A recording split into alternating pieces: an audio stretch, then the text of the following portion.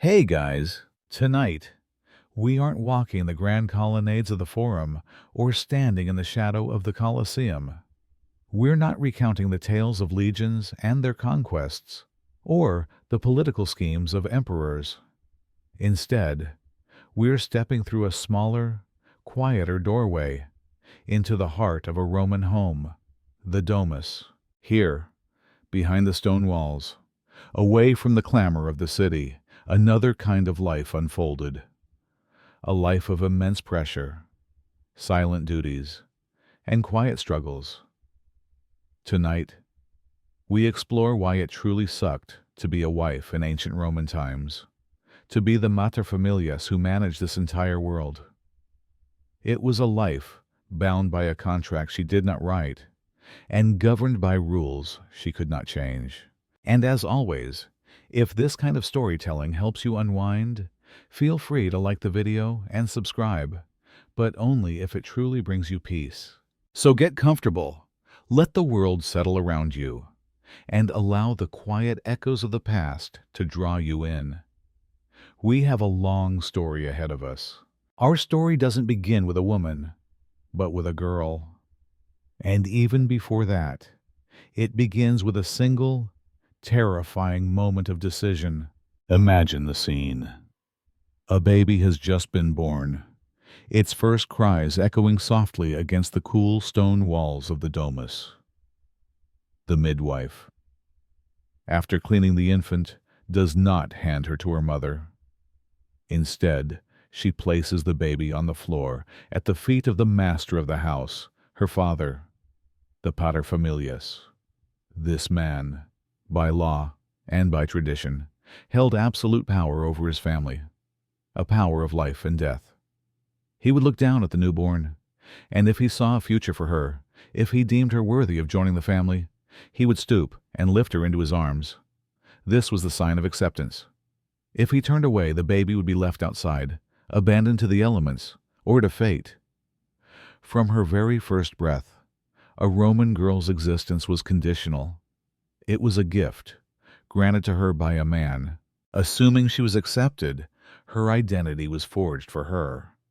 If her father's family name was Julius, she would be named Julia. If his name was Cornelius, she was Cornelia. She was not an individual entity so much as a female extension of her father's lineage. If he had another daughter, she would also be Julia, but they'd call her Julia II, Julia Secunda. Her name was a label of ownership. Her childhood unfolded within the confines of the home. While her brothers might be sent to schools to learn rhetoric, philosophy, and the art of politics, her classroom was the household itself. Her lessons were not in books, but in the rhythm of the loom, the scent of baking bread, and the heavy weight of the keys to the storage rooms. Her mother, or a trusted female slave, would teach her how to spin wool, a skill considered the hallmark of a respectable Roman matron. To be a skilled weaver was to be a virtuous woman. She learned to manage inventories, to oversee the kitchen, and to direct the household slaves. Her education was not for intellectual enlightenment. It was a vocational training for the only career she was ever meant to have the role of a wife.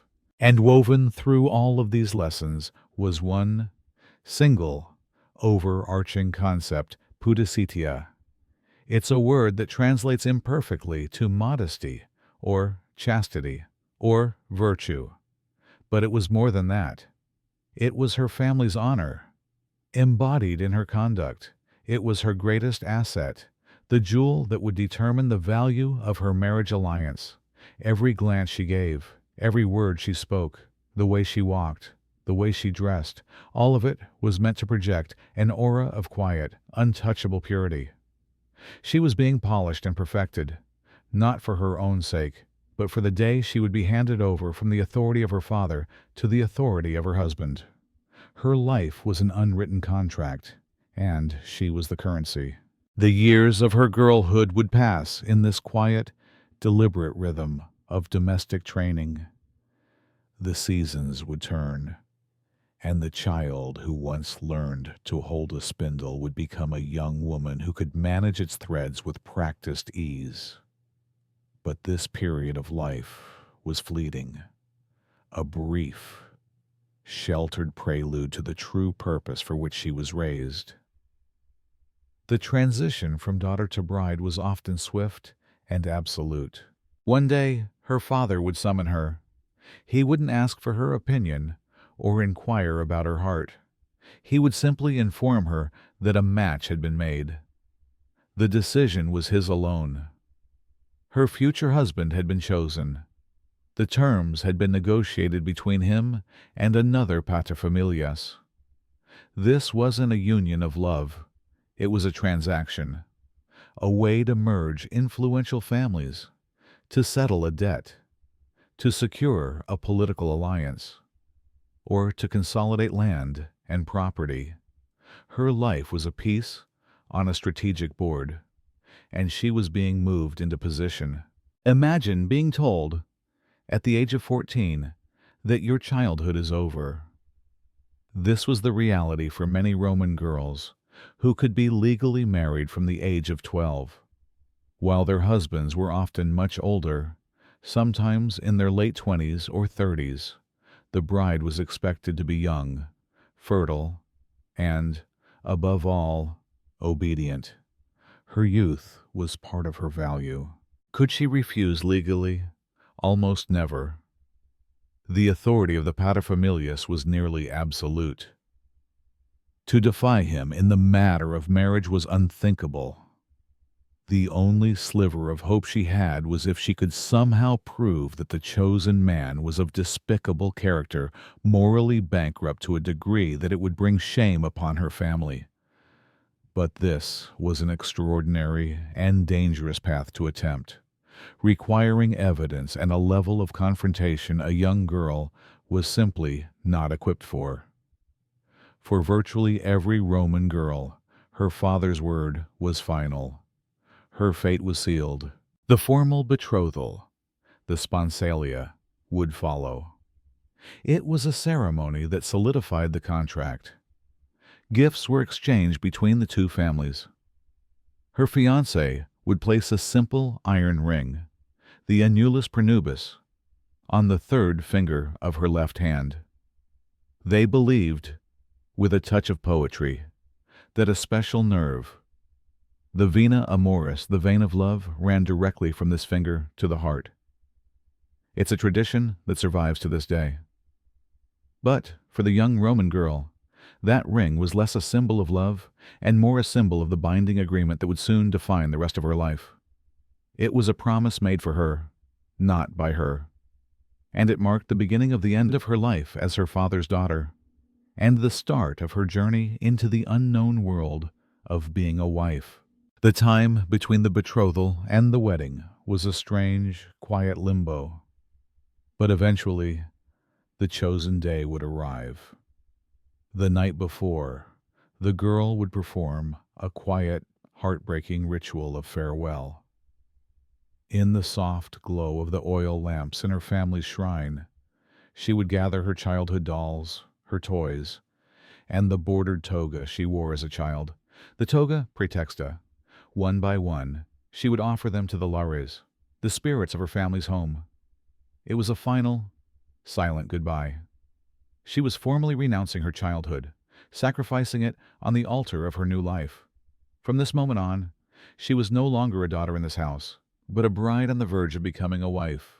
On the morning of her wedding, she would be dressed not by herself, but by others. Her attire was a costume, every piece heavy with symbolism. She wore the tunica recta, a simple, straight tunic, often one she had woven herself, a testament to her domestic skill and purity. Around her waist, a woolen girdle was tied in the nodus Herculaneus, the knot of Hercules. It was a special, intricate knot that only her husband was permitted to untie, a powerful symbol of her protected chastity and the unbreakable bond of marriage they were about to form. Her hair was the most elaborate part. It was carefully parted with the tip of a spear, a symbolic echo of Rome's violent origins, and braided into 6 distinct sections, a style known as the sex crines. This was the hairstyle of the Vestal Virgins, Rome's most sacred priestesses, and on this day it linked the bride's purity to theirs. Finally, over her face, they would drape the flammeum, a veil of a brilliant, fiery orange. It obscured her features, turning her into an anonymous, sacred object ready for transfer. The ceremony itself was simple, a stark, legal and religious formality held in her father's house. There was no long walk down an aisle. She would be led to her groom by the pronuba, a respected matron who had only been married once, a living symbol of marital fidelity. The key moment was the joining of their right hands, the dextrarum iunctio, as they stood before the witnesses. And then the words were spoken. She would give her formal consent, her voice likely small and trembling, with the ancient formula ubi tu Gaius ego Gaia. Were you a Gaius, I am Gaia. It was a declaration that his home was now her home, his family now her family. She was accepting her new identity in relation to his. As dusk began to fall, the second part of the ordeal began the procession. This was no quiet, dignified affair. It was a noisy, chaotic, and intentionally rowdy parade through the streets to the groom's house. Flute players and torch-bearers would lead the way, casting flickering shadows on the walls. The crowd would sing lewd and insulting songs, called fescennine verses, at the newlyweds. It sounds strange to us, but this ritualistic vulgarity was thought to ward off evil spirits and bestow fertility. In a moment of symbolic violence, the groom would tear the bride from her mother's arms, a reenactment of the legendary rape of the Sabine women, a reminder of Rome's founding myth and the nature of marriage as a form of capture. Finally, they would arrive at her new home, her new life. But she could not simply walk in. First, she had to anoint the doorposts with oil and wool, blessing her new residence. Then came the most critical moment. Her husband would lift her, dress and all, and carry her over the threshold. This wasn't merely a romantic gesture. For a bride to trip upon entering her new home was a disastrous omen, a sign of the gods' displeasure. Being carried was a way to ensure her new beginning was flawless. Once inside, she was finally home. She was presented with fire and water, the essential elements of a household, and, most importantly, she was handed the keys. The child who had laid down her dolls just the night before was now the materfamilias, the mistress of a new domain. Her duties had begun, so there she stands. Inside her new home, the keys cool in her hand. The chaos of the procession has faded, and a new, heavy silence settles in. She is now a materfamilias, the mistress of this domain. But what did that title truly mean in the eyes of Roman law? The answer to that question depended entirely on the type of marriage her father had negotiated for her. It was a distinction that would define the rest of her life, determining her wealth, her freedom, and any power she might hope to wield. For centuries, the standard form of marriage was known as kumanu, which translates to with the hand. If this was her fate, the moment she crossed that threshold, she underwent a complete legal transfer. She ceased to be under the authority, the potestas, of her father, and passed directly into the hand, the manus, of her husband. In the cold, unflinching language of the law, she now held the same legal standing as one of her own children. She was, for all intents and purposes, her husband's daughter. Any property she owned, and the all-important dowry her family had provided, now belonged to him completely. It was his to manage, his to spend, and his to keep. even if they were to separate.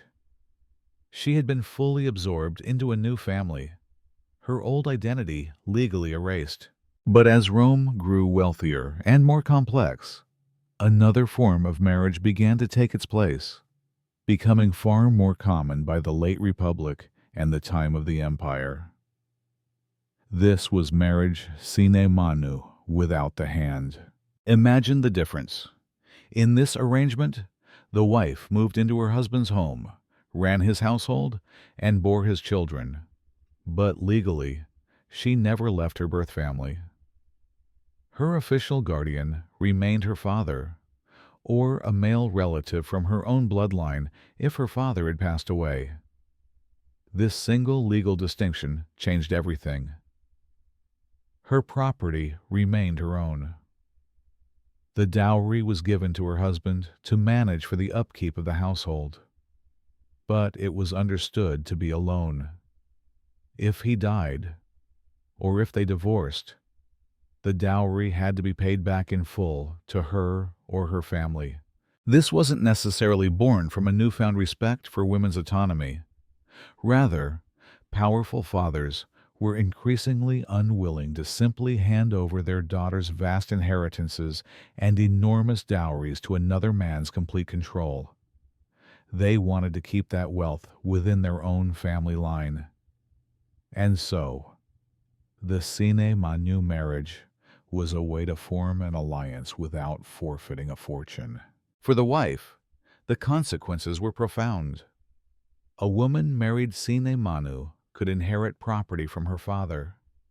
She could own things in her own name, from country villas to city apartments. She had a degree of financial independence that was unthinkable for a wife in Manu. This financial leverage was her primary source of power.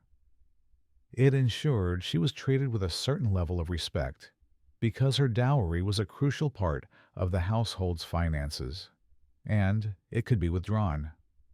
This legal framework, whether she was with the hand or without it, was the invisible architecture of her life, dictating the boundaries of her cage, or providing her with the keys to a wider world. Whether she was married, cum manu, and legally a child in her new home, or sine manu with a degree of financial freedom, one duty transcended the law. It was the fundamental reason for her existence within that marriage, an expectation so profound that it governed her every waking moment.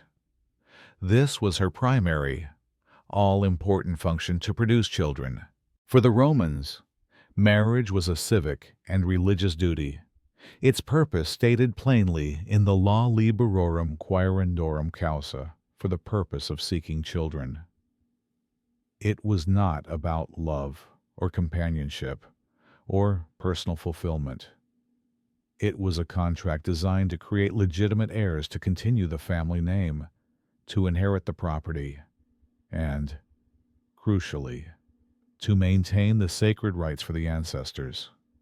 A family line without a male heir was a dead end, a failure in the eyes of society and the gods. And the vessel for this continuity, the sole guarantor against this oblivion, was the wife. From the moment she was handed the keys to the domus, a silent clock began to tick. Every month that passed without a pregnancy brought a new wave of anxiety. Her life became a cycle of hope and quiet disappointment.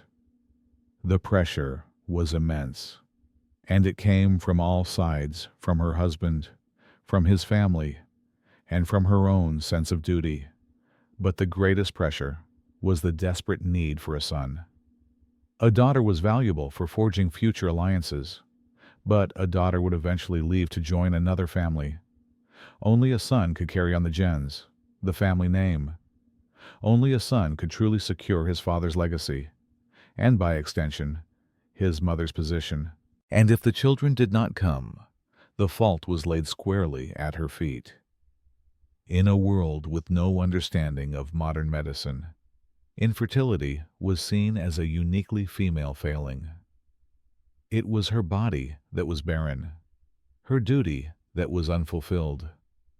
A man's inability to father children was rarely, if ever, considered.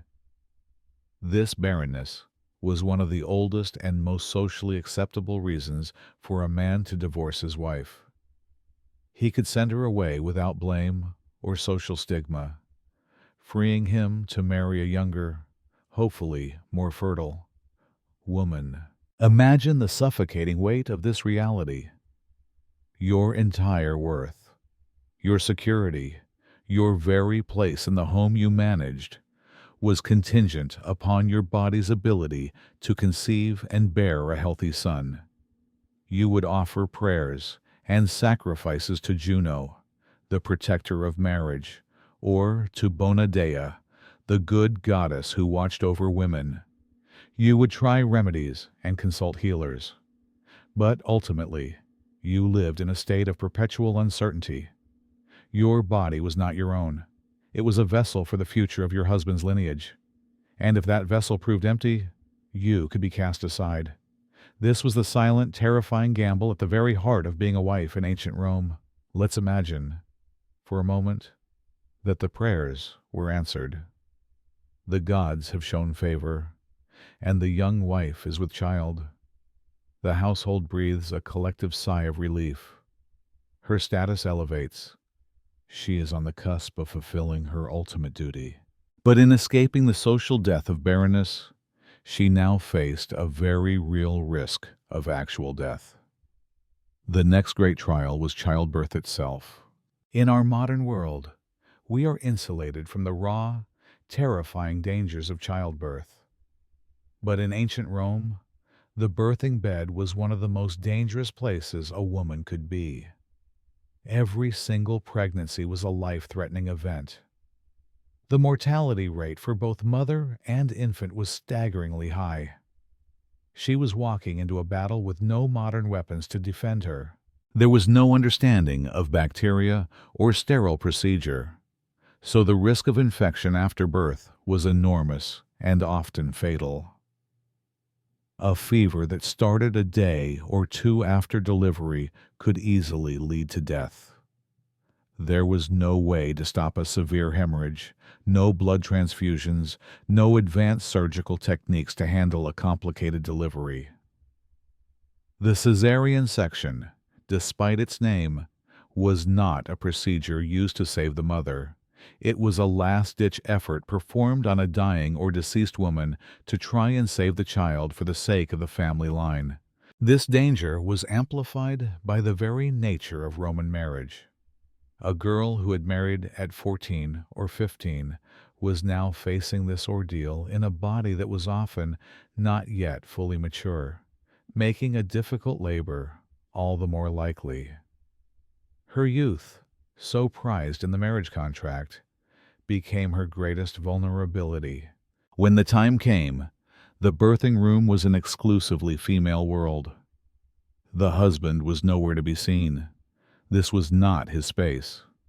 The wife was surrounded by her female relatives and, most critically, the obstetrix, the midwife. These women were often highly experienced, their knowledge passed down through generations. They knew how to position the mother, how to soothe her, how to use herbs to try and ease the pain, but their skills were limited by the knowledge of the time. Against a major complication, they were armed with little more than prayers and potions, and so they would pray. They would call upon Juno Lucina, she who brings the child into the light. They would wear amulets and whisper incantations, appealing to any god who might listen. It was a space thick with fear, sweat, and desperate hope. To survive childbirth was a triumph. To emerge from that room, exhausted but alive, with a healthy infant, was the single greatest victory of her life. But, for so many Roman women, the story ended there, in that dimly lit room. Their great duty fulfilled, at the cost of their own lives. Every Roman wife knew that in the process of giving life, she was gambling with her own. If she survived the crucible of childbirth, and the cries of a healthy infant echoed in the halls. Her position was finally secure. Now her real work could begin. The life of a Roman matron, the materfamilias, was not one of idle leisure. The domus, the Roman home, was not merely a place of rest, it was a complex and bustling enterprise, and she was its chief operating officer. Remember the keys she was given on her wedding day?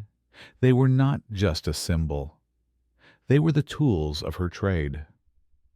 They unlocked the storerooms, the celli, where the family's wealth was kept in tangible form, jars of olive oil and wine, sacks of grain and flour, preserved fruits, and bolts of precious linen and wool.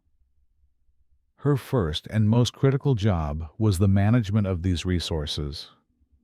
She was the quartermaster of this small army, responsible for budgeting, rationing, and ensuring that nothing was wasted. The financial health of the household rested directly on her careful administration.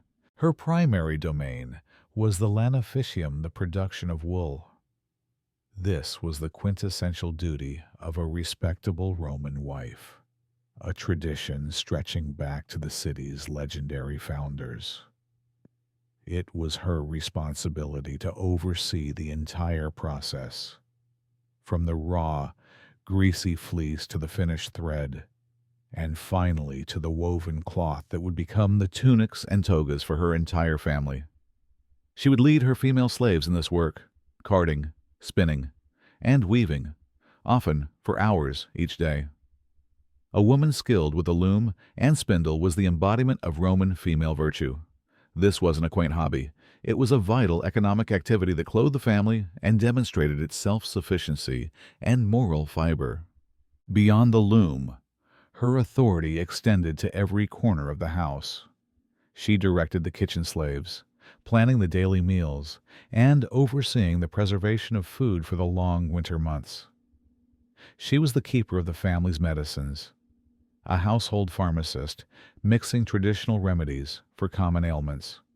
She was also responsible for the crucial first stage of her children's education, instilling in them the values and stories of Rome long before a tutor was ever hired for her sons. In a large, wealthy household, this meant managing a large staff of slaves, each with their own tasks and hierarchies. She was the supervisor, assigning duties, settling disputes, and ensuring the entire complex machine of the domus ran smoothly, from the sweeping of the floors to the serving of the evening meal. Her life was a constant, unending series of calculations and decisions. While her husband engaged in the public world of politics and business, she commanded the private realm, a world that was just as demanding, and, in many ways, just as crucial to the family's success and survival. The keys in her hand were a symbol of this power, a power confined within walls, but absolute within that domain. Of all the resources the materfamilias had to manage, the most complex, the most challenging, and the most morally fraught was the human inventory, the slaves. In a wealthy Roman home, she was not just the mistress of the house, she was the commander of a captive workforce. We must be clear about what a slave was in the Roman world.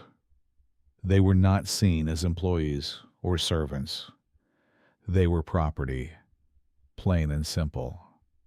The agricultural writer Varro famously categorized the tools of a farm into three classes: the mute tools, like wagons, the semi-articulate tools, like cattle, and the talking tools, the instrumentum vocale, the slaves. They were legally objects, without rights, without bodily autonomy, and their lives were not their own. And the day-to-day manager of these talking tools was the wife. While her husband might have purchased them in the market, it was her voice they heard giving orders each morning.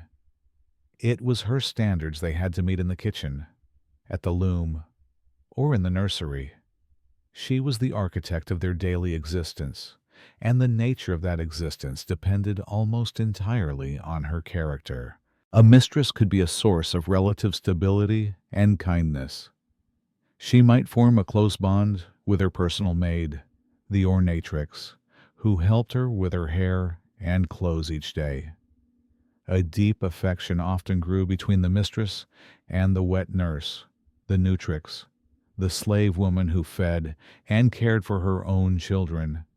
A loyal and hard-working slave might hope for a reward, perhaps even manumission, the gift of freedom later in life, an act of generosity that was entirely at the mistress's discretion. But absolute power can also corrupt absolutely. For every kind matron, there was another who was cruel, capricious, and violent. With no legal recourse, a slave was utterly vulnerable to their mistress's moods. A pot dropped in the kitchen, a thread broken at the loom, a child's cry that was not soothed quickly enough. Any of these minor mistakes could be met with a harsh beating. The historical accounts and letters from the time are filled with stories of mistresses who used pins to jab their maids for an imperfect hairstyle, or who ordered severe punishments for the smallest of infractions. This created a strange and tense intimacy within the home. The slaves saw everything. They were present for the most private family arguments. They knew the secrets of the household. They dressed and bathed their mistress, and they raised her children. They were the silent, ever-present witnesses to the family's entire life.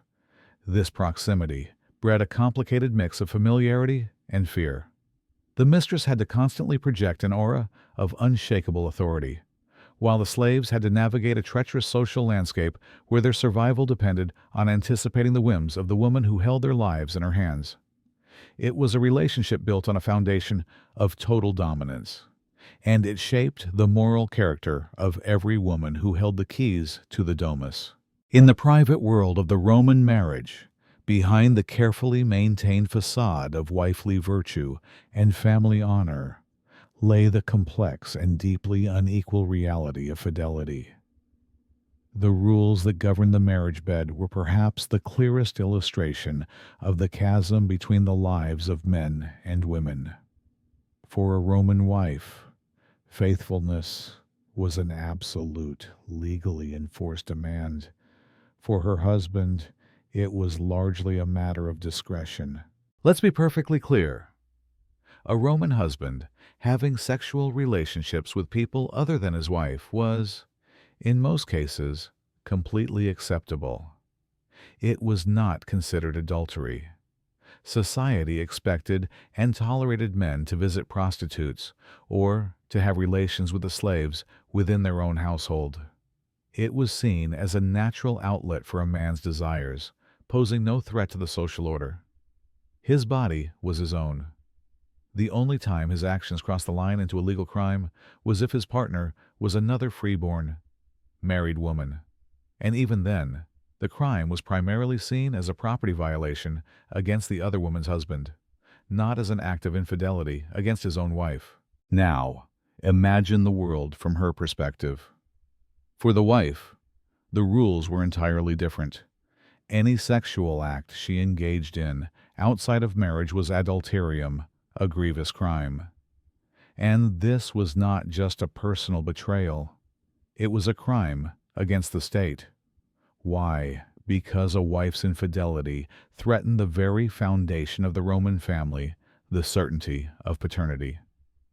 If she had an affair, any child she bore could be an outsider, a cuckoo in the nest, who might illegitimately inherit the family name, the property, and the sacred duties passed down through the generations. Her infidelity polluted the bloodline. It was an act of treason against her entire lineage. The consequences were brutal and swift. Under the laws passed by the Emperor Augustus, adultery was no longer a private family matter to be handled internally. It was a public crime. A husband was legally obligated to divorce his unfaithful wife immediately. If he chose to forgive her and remain with her, he himself could be prosecuted for pimping. Once divorced, her punishment began. She could be forced to forfeit half of her dowry and a third of all her property. She was then exiled, often sent to a small, remote island, cut off from her friends, her family, and the life she once knew. She lost her status as a respectable matron forever and was banned from ever marrying again. In some cases, she was subjected to the ultimate humiliation, being forced to wear the toga, the simple garment of a man, which was also the prescribed dress for prostitutes. She was publicly branded, her reputation destroyed. Think of the crushing weight of this double standard. Your husband was free to do as he pleased with whomever he pleased, as long as it was with a person of a lower social station. But a single transgression on your part, a single moment of weakness or desire, could lead to your complete and utter ruin, the loss of your home, your wealth, your children, and your place in society. It was a cage of virtue, and the door was guarded by the threat of exile and disgrace. The laws that governed a wife's fidelity were just one part of a much larger legal structure that defined her place in the world. Beyond the walls of her home, in the public square of Roman society, her legal identity was one of profound limitation. She was a resident of Rome, but she was not a participant in its public life. Imagine a world where your voice is legally silenced in all matters of state. You could not vote. You could not stand for election or hold any form of public office. The grand debates in the Senate, the bustling elections in the Forum, these were spectacles you might witness, but never join. The entire machinery of the Republic, and later the Empire, was operated by men, for men. You were, in the eyes of public law, a perpetual spectator. This legal inferiority was enshrined in the concept of guardianship. Even as a full-grown adult, a woman often required a male guardian, a tutor, to formally approve any significant financial or legal action. If you were married in Manu, your husband was your guardian. If you were married sine Manu, your guardian was typically your father or another male relative from your birth family. If you wanted to sell a piece of land, make a will, or free a slave, you needed your tutor's formal consent. While in the later years of the empire, this often became a mere formality, a woman could even go to a magistrate and have a compliant guardian appointed. The law itself served as a constant reminder of her perceived weakness, the belief that women were naturally fickle and needed the steady hand of a man to guide their affairs. She was also largely barred from the courts. A woman could not represent herself or others in a legal case. Her testimony might be heard, but it was often considered less reliable than a man's. She was an object of the law, not an agent within it. And yet, this is where the story of the Roman wife becomes a paradox. While the law placed her in a cage of restrictions, the practical reality of daily life, especially for the wealthy, was often very different. A woman married sine Manu, who inherited a vast fortune from her father, was a force to be reckoned with, regardless of her legal status. She could own agricultural estates, shipping companies, brickworks, and entire apartment blocks in Rome. Money was power, and a woman who controlled it could wield significant influence. She could not give a speech in the Senate, but she could host a dinner party where senators vied for her support. She could not finance her own political campaign, but she could bankroll the career of her husband, her brother, or her son. She was the power behind the throne, the silent partner, the unseen influence shaping decisions from the drawing rooms and dining halls of Rome's great houses. Women like Livia, the wife of Augustus, or Agrippina, the mother of Nero, were some of the most formidable political players of their time, wielding immense power without ever holding a single official title. Her legal rights were minimal, but her practical influence was limited only by her wealth, her ambition, and her cunning. In this world where a woman's legal rights were curtailed, but her practical influence could be significant, one element stood at the very crossroads of law, finance, and power: the dowry, the dues. No discussion of a Roman wife's life is complete without understanding this fundamental institution. It was both her entry, ticket into society, and often her greatest protection within it. Simply put, a dowry was the wealth in the form of money, land, slaves, or valuable goods that a bride's family gave to her husband upon their marriage. And it was absolutely essential. A respectable marriage without a dowry was almost unthinkable. It was a practice that cut across all social classes, from a senator's daughter bringing vast estates to her new husband, to a humble craftsman's daughter bringing a small sum of cash and some household furniture. This system effectively created a marriage market, where your value was explicitly quantified. The size of your dowry directly determined the prestige of the man you could hope to marry. A larger dowry could attract a husband from a more powerful or ancient family, elevating your own family's social standing. For a father with several daughters, this created an immense financial burden. He would have to plan and save for years, sometimes even going into debt, to ensure his daughters could make good matches. The family's future honor rested on his ability to provide. Once you were married, your husband became the legal administrator of your dowry. The income generated from it, the rent from its lands, the interest from its cash was meant to contribute to the running of the household. In a very real sense, the dowry was seen as your contribution to the marriage, the funds to pay for your own upkeep. You were not simply being supported by your husband. You were helping to finance the very lifestyle you shared. But here is where the dowry transformed from a burden into a shield. As we discussed, in the common sine manu marriage, your husband managed the dowry, but he did not own it. If he chose to divorce you, he was legally required to return it in its entirety. This was, perhaps, the single most powerful piece of leverage a wife and her family possessed. A husband who might be tempted to cast his wife aside for a younger bride would have to think very carefully. Could he afford to suddenly pay back a fortune?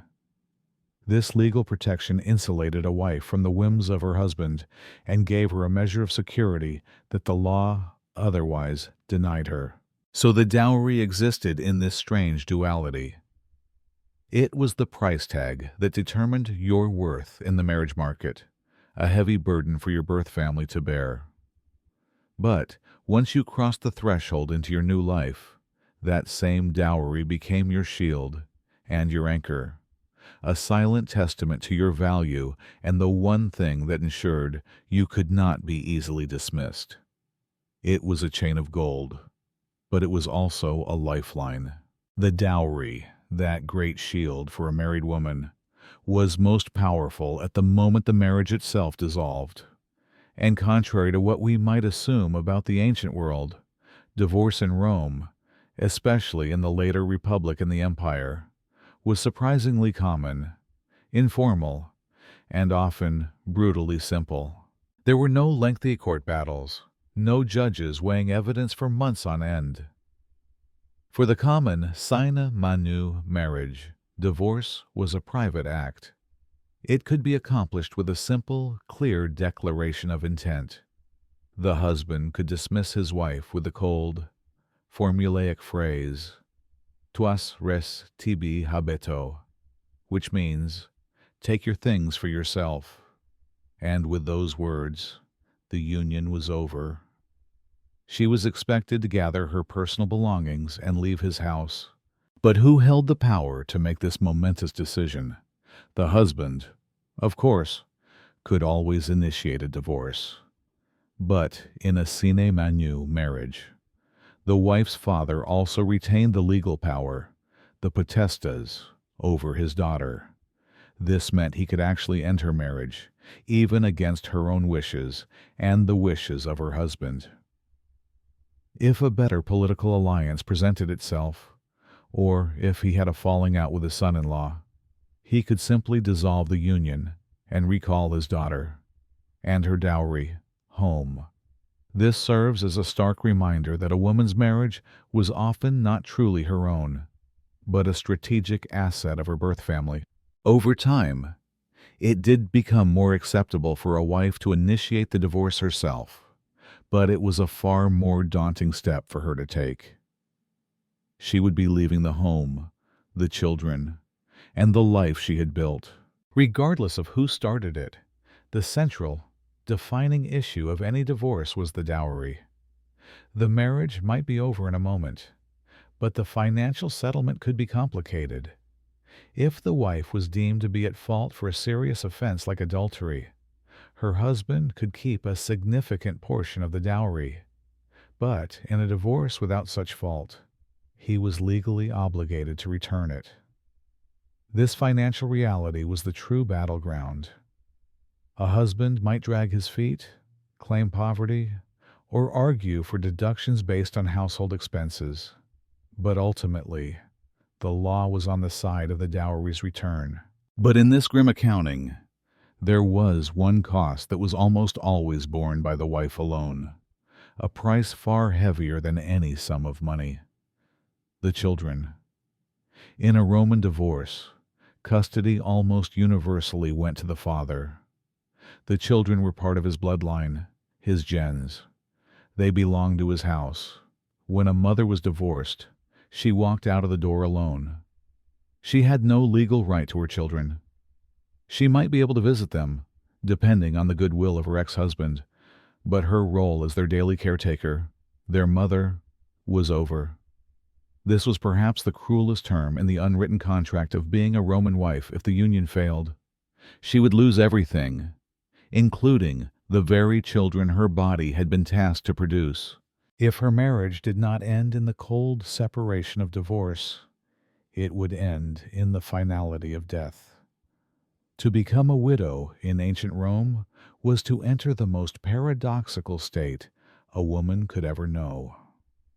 It was a time of deep grief and social vulnerability, but it was also, for many, the very first taste of true freedom. Imagine the scene. Your husband's funeral pyre has burned down to embers.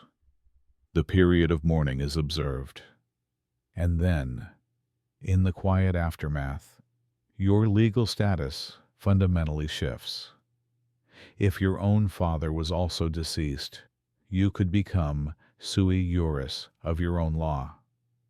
For the first time in your life, you were not under the legal control of a man.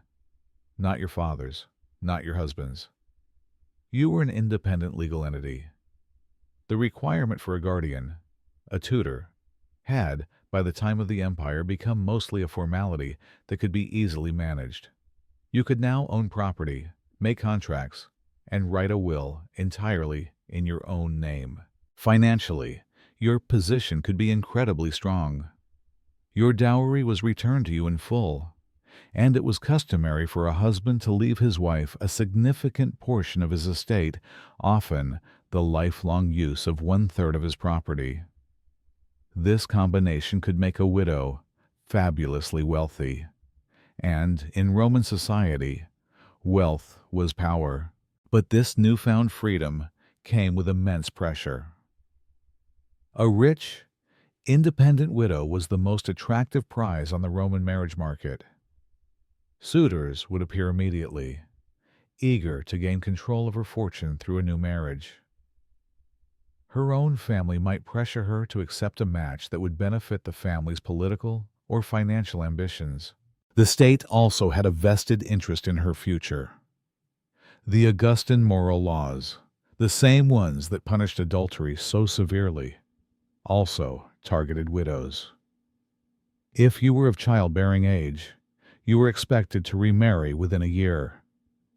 To remain single was to fail in your duty to produce more citizens for Rome, and the law could penalize you by limiting your inheritance rights.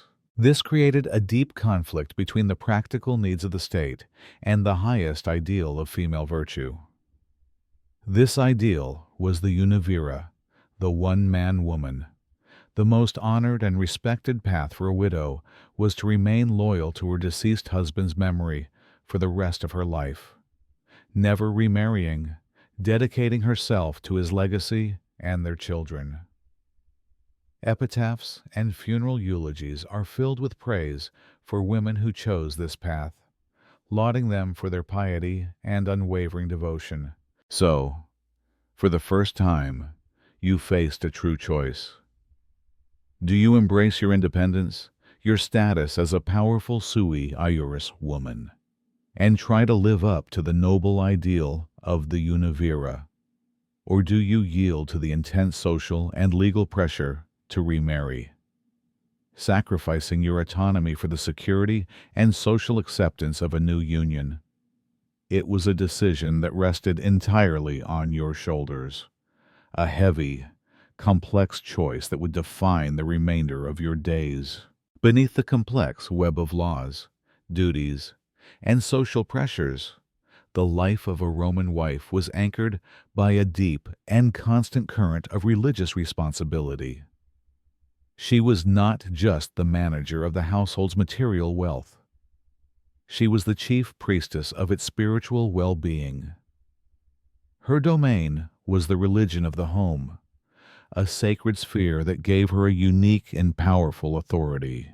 Your day would not begin with the matters of the household, but with the matters of the gods. In a corner of every Roman home, there was a shrine, the lararium. This was the spiritual heart of the family, and it was your duty to tend to it. Here, you would make small, daily offerings, a little salted cake, a few drops of wine, a scattering of incense to the divine beings who protected your family. You honored the Penates, the ancient spirits of the pantry, who ensured the home would never go hungry. You honored the genius, the guardian spirit of your husband, the paterfamilias. And most importantly, you honored the lares, the benevolent spirits of your ancestors, who watched over the family from generation to generation. It was a quiet, intimate form of worship, a daily conversation with the invisible forces that held your world together. While men dominated the great public priesthoods and state ceremonies, certain deities belonged especially to women. You prayed to Juno, the queen of the gods, for strength in your marriage.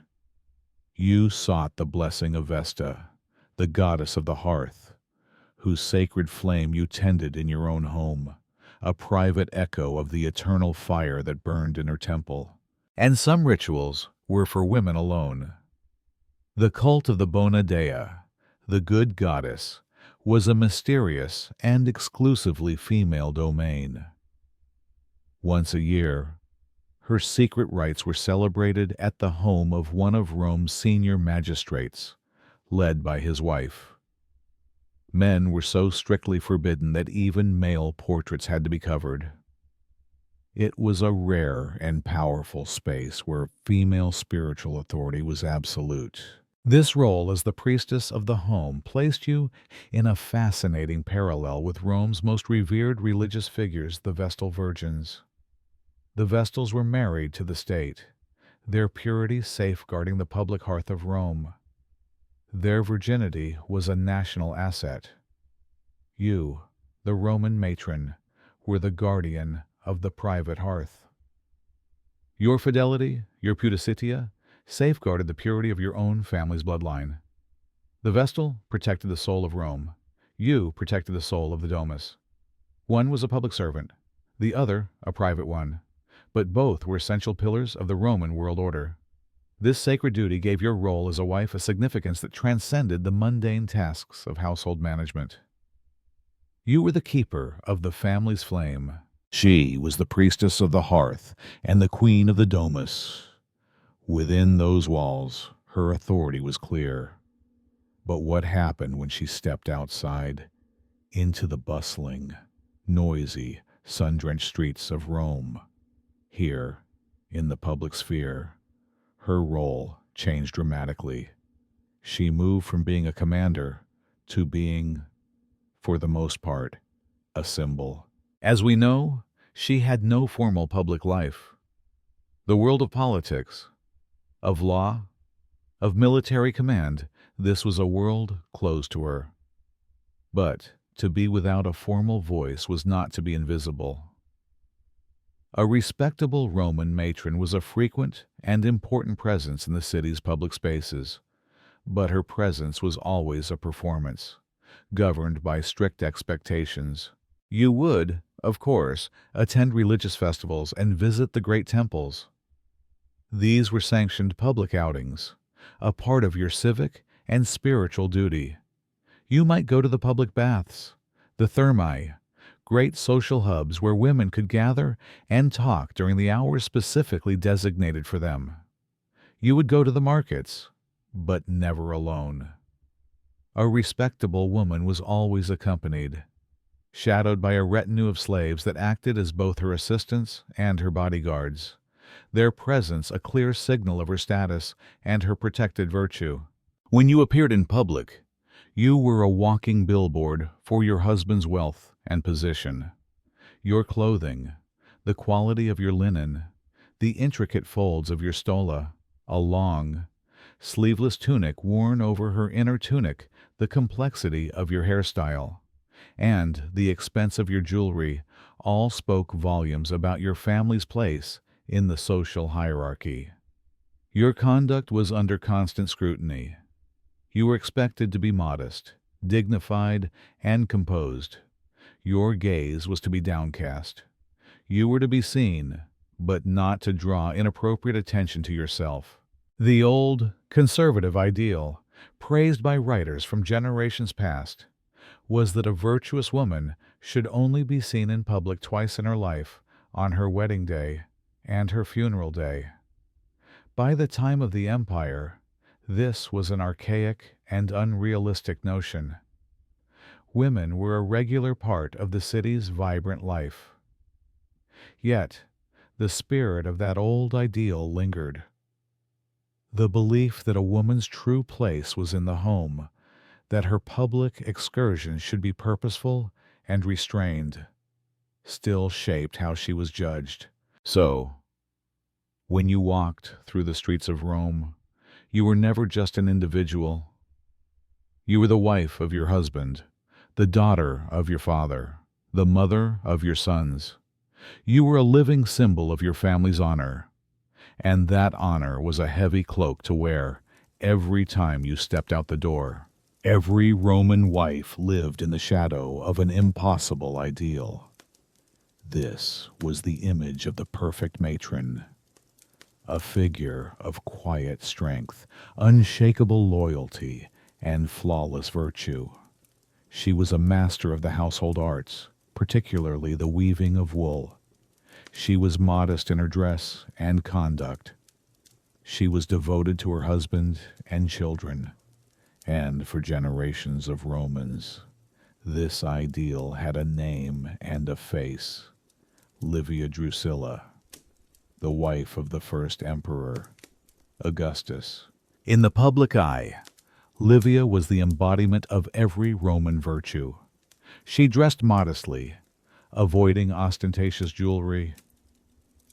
It was said that the emperor himself wore clothes she had spun and woven with her own hands, a powerful symbol of her commitment to the old traditions. She was his loyal and trusted advisor for over 50 years, a perfect example of how a woman could wield immense influence from behind the scenes, through quiet counsel and subtle guidance. She was the rock upon which Augustus built the moral foundation of his new empire. Livia was the ideal you were meant to aspire to. She represented the power and respect that could be earned through a lifetime of dignified self-control. But for every ideal, there is a cautionary tale.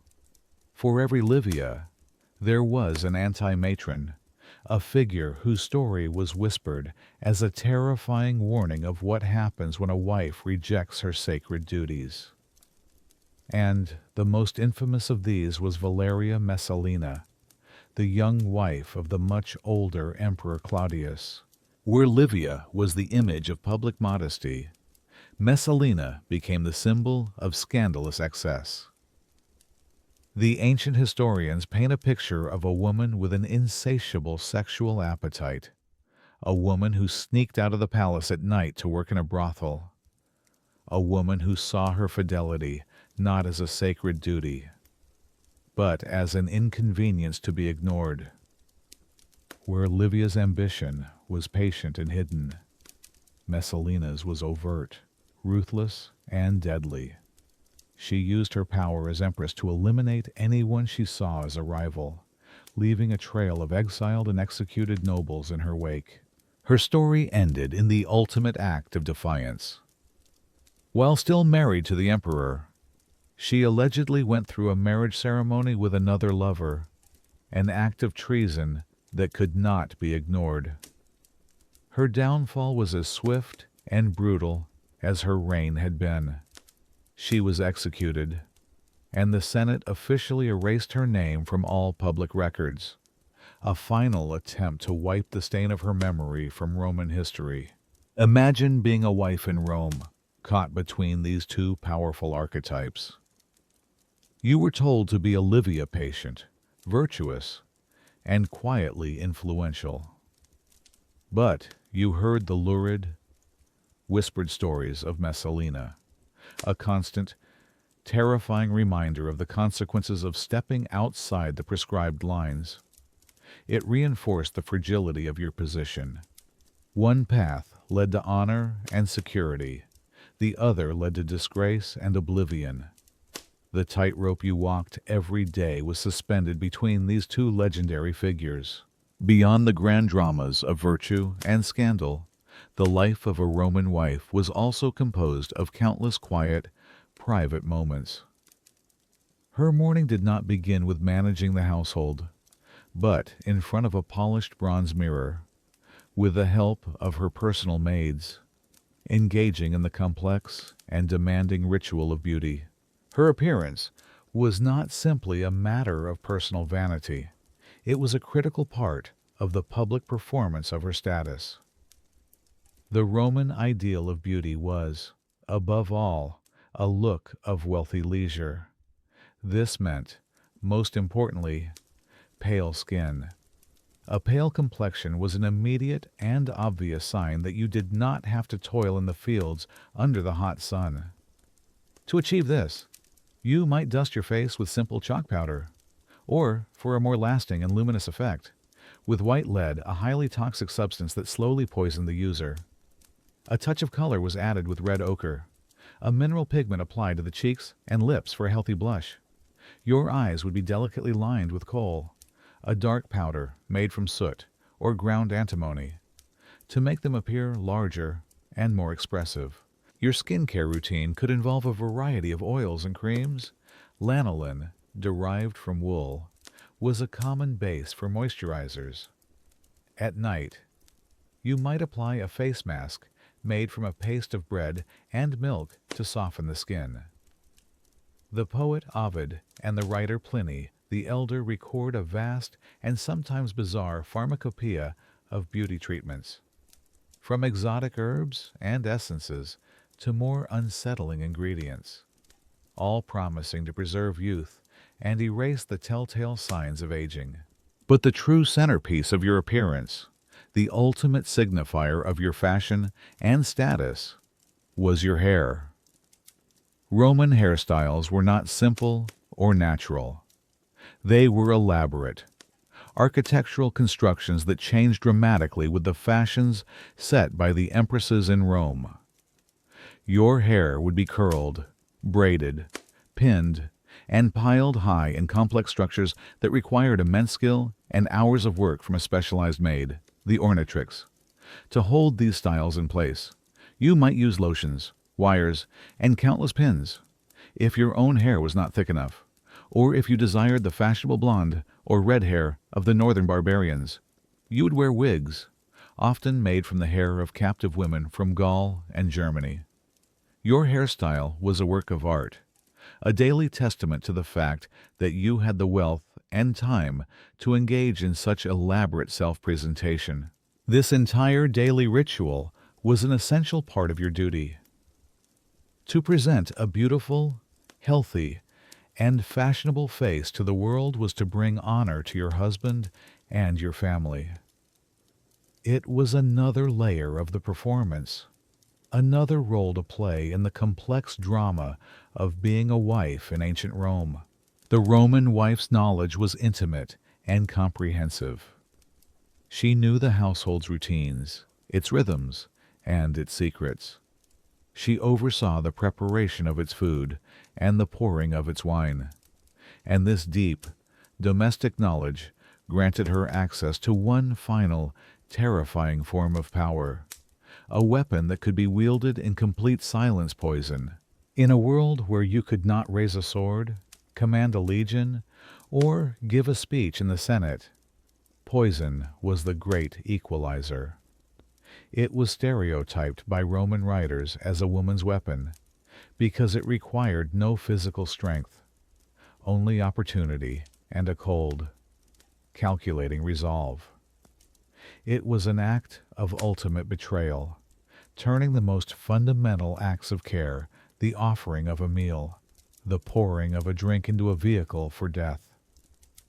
It was the power that lurked beneath the surface of every Roman home, the dark potential hidden within the wife's role as nurturer. History is filled with the shadows of this fear. While proven cases are difficult to find, the whispers and accusations are everywhere. Take Livia, the model empress. For all her public virtue, a cloud of suspicion followed her throughout her life. One by one, Augustus's chosen heirs, his nephew, his grandsons, all died young and conveniently, clearing the path for Livia's own son, Tiberius, to take the throne. The historian Cassius Dio tells a story that, while perhaps not true, captures the essence of this Roman fear that in his final days, Livia served Augustus poisoned figs, picked from a tree in their own garden that she herself had smeared with poison. This story resonated so strongly with the Romans because it played on their deepest anxieties. If even the emperor, in his own home, could be vulnerable to his wife, then no man was truly safe. The fear of being poisoned by a spouse was a real and present danger in elite society. When a powerful man died suddenly or unexpectedly, suspicion often fell upon his wife. Was she trying to conceal an affair? Was she ambitious for her own son? Was she simply tired of her husband? We should not imagine that this was a common occurrence. The vast majority of Roman wives were not poisoners, but the fact that this possibility existed, the fact that it was a constant theme in Roman drama, history, and satire, tells us something important about the tensions within Roman marriage. It was the ultimate option for the desperate and the disenfranchised, for a woman trapped in a miserable marriage with no other way out, or for one with a burning ambition that society would not recognize. Poison was a silent, terrifying key. It was the power to create a sudden widowhood, to change the line of succession, to take control of her destiny in the most final way imaginable. It was the hidden weapon of the powerless. The life we have been exploring, one of intricate politics, social maneuvering, and the constant performance of status, was the reality for a very specific type of Roman wife, the wealthy, urban elite. But for every woman who walked the marble floors of a Roman domus, thousands more walked on the packed earth of a country farm. The title of wife was the same, but the daily existence could not have been more different. Let us leave the city for a moment. Leave the noise, the gossip, and the ever-present political intrigue. Imagine your life is not one of urban luxury, but of rural necessity. You are the wife of a small farmer, your world defined not by the forum, but by the fields. Your hands would not be pale and soft, protected from the sun. They would be calloused and strong from working alongside your husband, planting seeds, harvesting vegetables, and tending to the chickens and goats.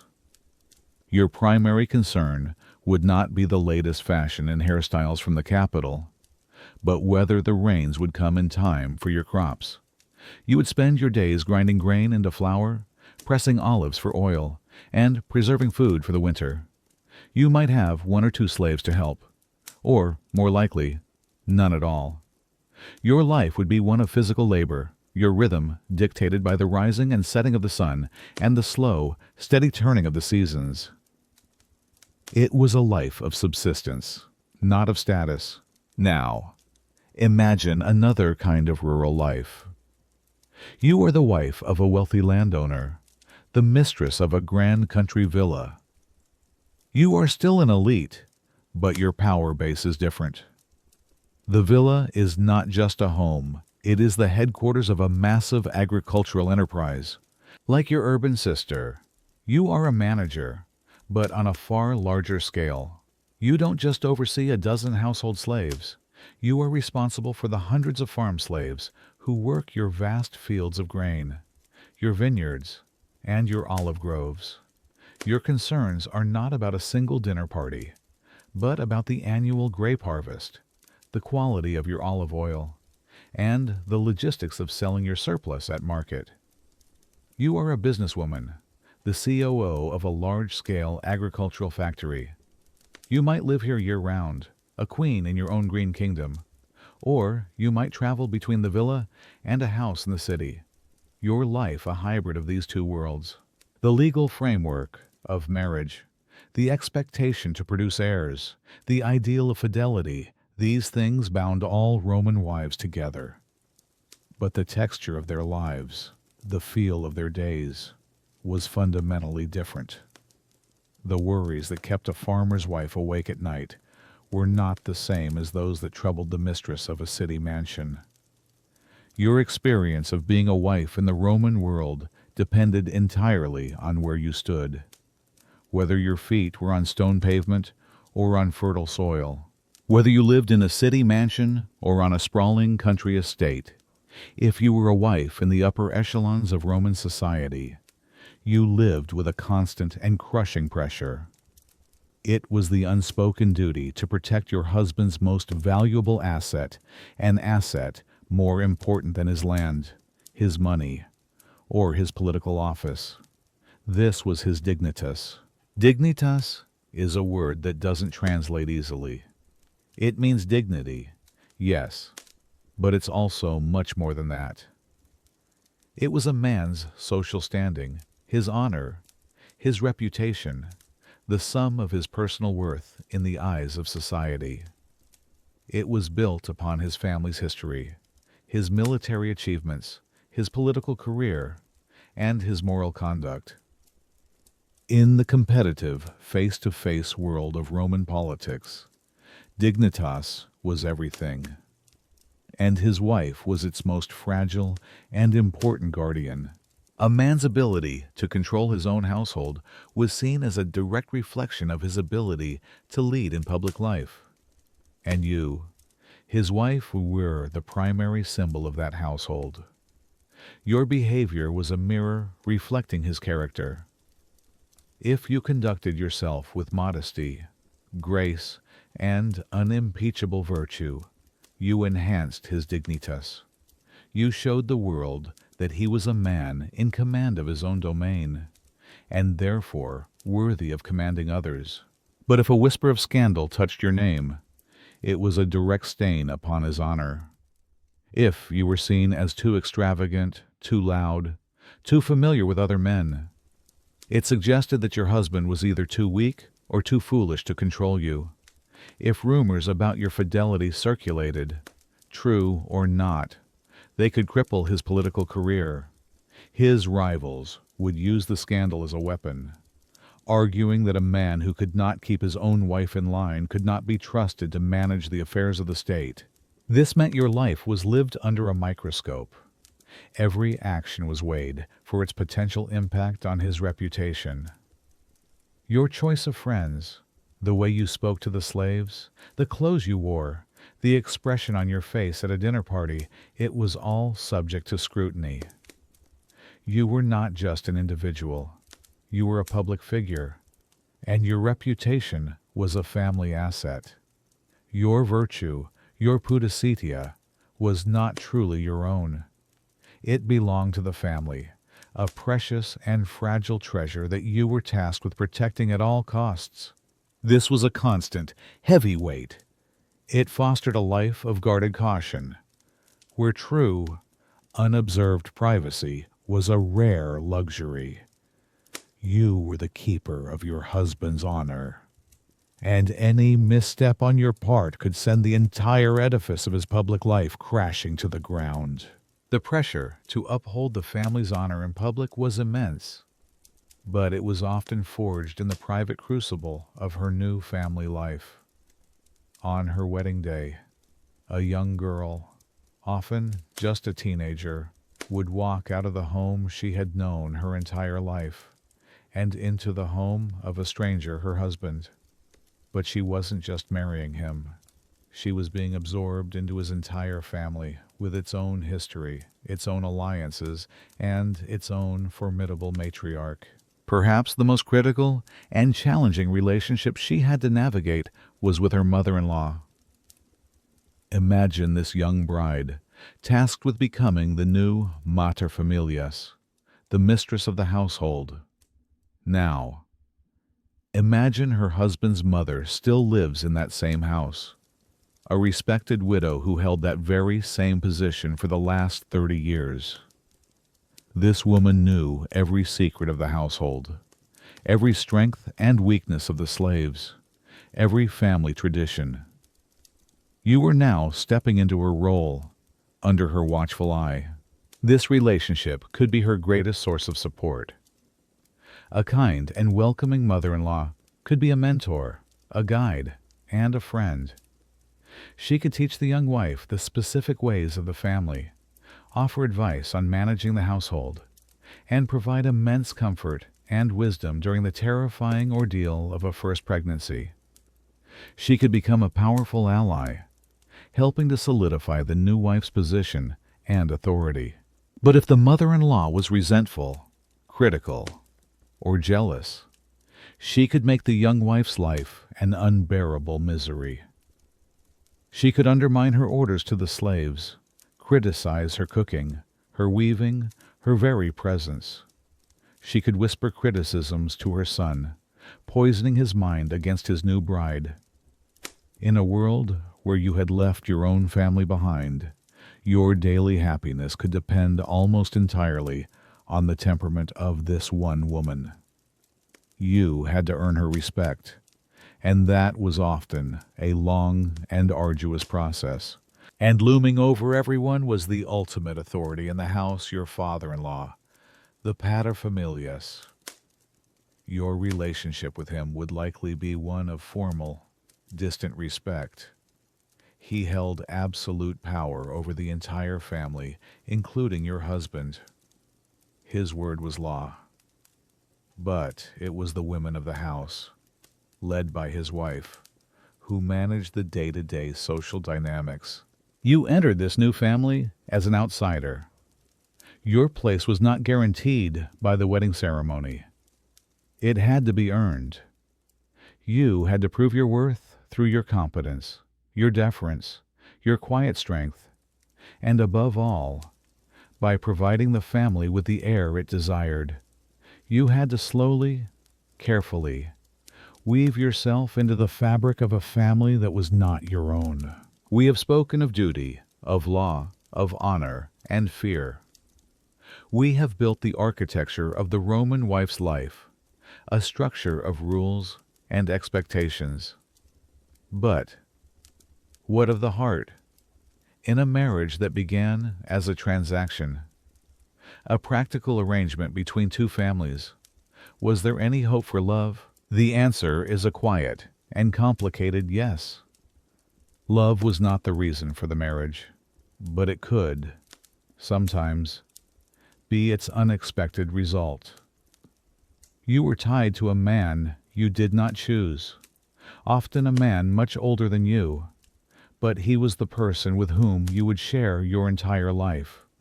Over years of running a household together, of facing crises, of celebrating triumphs, and of raising children, a deep and powerful bond could form.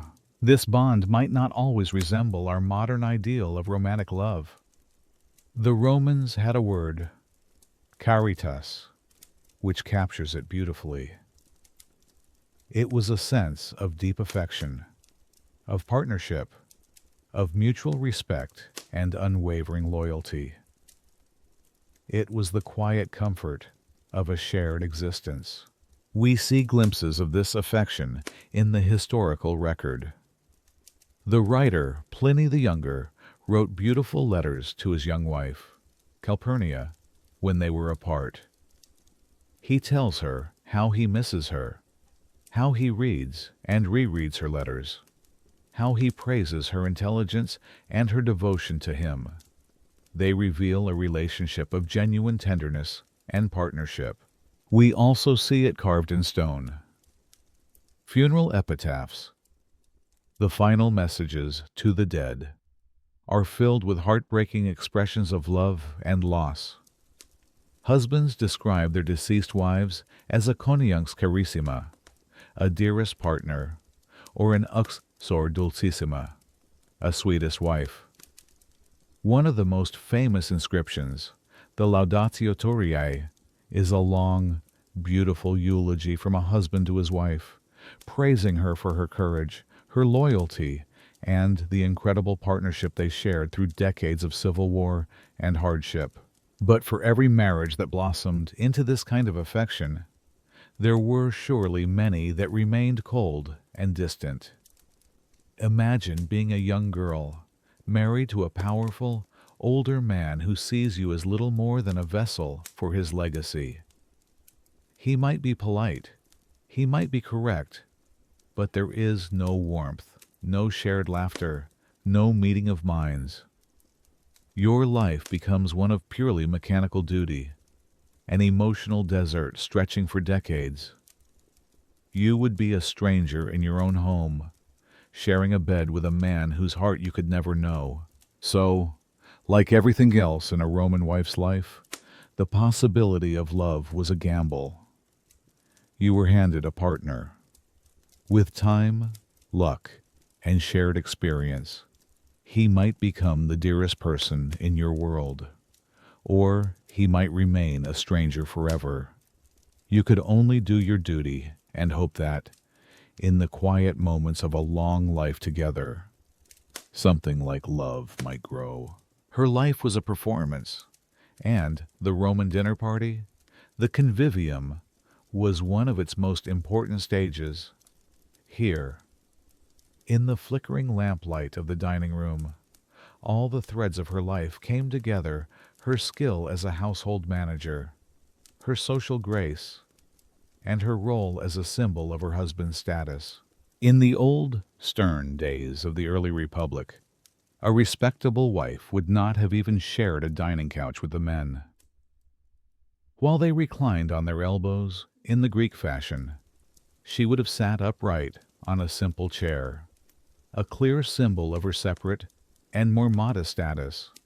But by the time of the late Republic and the Empire, customs had softened. It was now common and expected for you to recline alongside your husband, a participant in the evening's festivities. But your participation had its own set of unwritten rules. While you were a guest at the table, you were also the hostess, and the entire event was a reflection of your competence. The elaborate dishes that were served, the seamless service from the household slaves, the quality of the wine, the elegance of the decor, all of this was a direct testament to your managerial skill. The convivium was your chance to display the wealth and good taste of your family. As the evening wore on and the wine flowed freely, the men would often engage in deep, loud discussions about politics, poetry, or philosophy. Your role here was generally not to jump into the debate, to be too loud, too opinionated, or to challenge a man on a point of intellectual argument was seen as unbecoming of a matron. Your role was to be a graceful, attentive, and largely quiet presence, a beautiful and serene ornament to the evening's proceedings. This did not mean you were silent. You would engage in lighter conversation, perhaps with the person reclining next to you, or with the other wives in attendance. This was a crucial time for networking, for building alliances, and for gathering information. It was a world of soft power, where a carefully chosen compliment or a piece of gently shared news could strengthen your family's social standing. Still, the banquet was a space fraught with peril. You were surrounded by men who were drinking heavily. You had to maintain your own sobriety and impeccable dignitas while navigating the boisterous, and sometimes inappropriate, behavior of others. A single misinterpreted gesture, a laugh that was too loud, a conversation that was too familiar, could become the source of damaging gossip the next day. You were on stage, and you could never let your guard down. We have painted a picture of a life defined by domestic duties, social performance, and the constant pressure of public expectation. It would be easy to assume then that the mind of a Roman wife was a quiet and uncultivated place. But for many women of the elite class, nothing could be further from the truth. Your primary education, it is true, was geared towards managing a household. But to run a complex Roman domus, you needed to be literate and numerate. You had to read letters from your husband, manage household accounts, and consult recipes and medical texts. Beyond this basic necessity, many women of the upper classes were highly educated, often by the same Greek tutors who taught their brothers. Imagine, as a young girl, spending your afternoons not just at the loom, but reading the great poets like Virgil and Homer. Imagine studying philosophy and rhetoric, becoming fluent in both Latin and Greek. This was the reality for many daughters of senators and nobles. A cultured and educated wife was seen as a credit to her husband and a worthy companion, someone who could understand his world, even if she could not participate in it directly. The Roman poets even created an archetype for this figure, the doctapuella, the learned girl, praised for her skill in music, poetry, and conversation. History gives us powerful examples of these intellectual women. Cornelia, the daughter of the great general Scipio Africanus and mother of the famous Gracchi brothers, was renowned for her intellect. Her letters were so beautifully written that they were studied as models of Latin prose for generations after her death. She took personal charge of her sons' education, ensuring they became two of the most formidable orators of their time.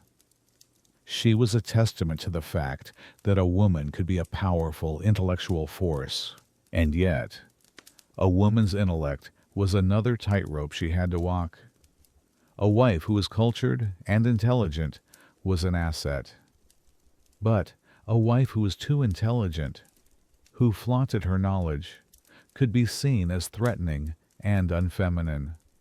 The satirist Juvenal famously complained of the wife who dominates the dinner table, correcting her husband's grammar and quoting obscure philosophers. There was a real social anxiety around women who were perceived as intellectually superior to the men around them. It upset the established order. So, like everything else, your intellectual life was a delicate balance. You were encouraged to be educated, but not so much that you made your husband feel insecure. You could have a mind of your own, but you had to be careful about when and how you chose to display it. Your intellect, like your virtue and your beauty, was another asset to be carefully managed for the good of the family. A Roman wife's life was a long and demanding performance, a marathon of duty and endurance. She had to navigate the dangers of childbirth, the complexities of household management, the treacherous currents of social politics, and the relentless pressure to be a flawless symbol of her family's honor. If she survived all of this, if she lived a long life, raised her children well, and kept her reputation intact, she was rewarded with a final, powerful status, that of the respected elder matron. Imagine having weathered all those storms.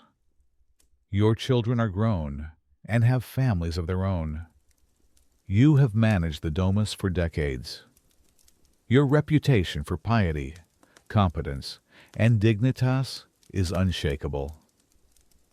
In your later years, you would no longer be just a wife. You would be a matriarch. Your voice, once quiet and reserved in public, would now carry immense weight within the walls of your family. You would be a figure of moral authority. You would now become the mother-in-law, the powerful figure who once held so much sway over your own happiness. You would be the one to guide your son's young bride, teaching her the traditions of the family and the duties of her new role. You would be the keeper of the family's history, the living embodiment of the mos maiorum, the way of the ancestors. As a grandmother, you would play a vital role in raising the next generation, telling them the stories of their lineage and instilling in them the Roman values of duty and honor. Your presence would be a source of stability and continuity, a bridge connecting the family's past to its future. This was the culmination of your life's work. The power you wielded now was not the overt power of a politician or a general, but it was a deep and influential authority nonetheless. Your approval was sought, your advice was heeded, and your disapproval was feared. You had successfully played the long game that Roman society had set out for you. You had endured, you had persevered, and you had earned the ultimate prize for a Roman woman, not freedom, not wealth, but respect.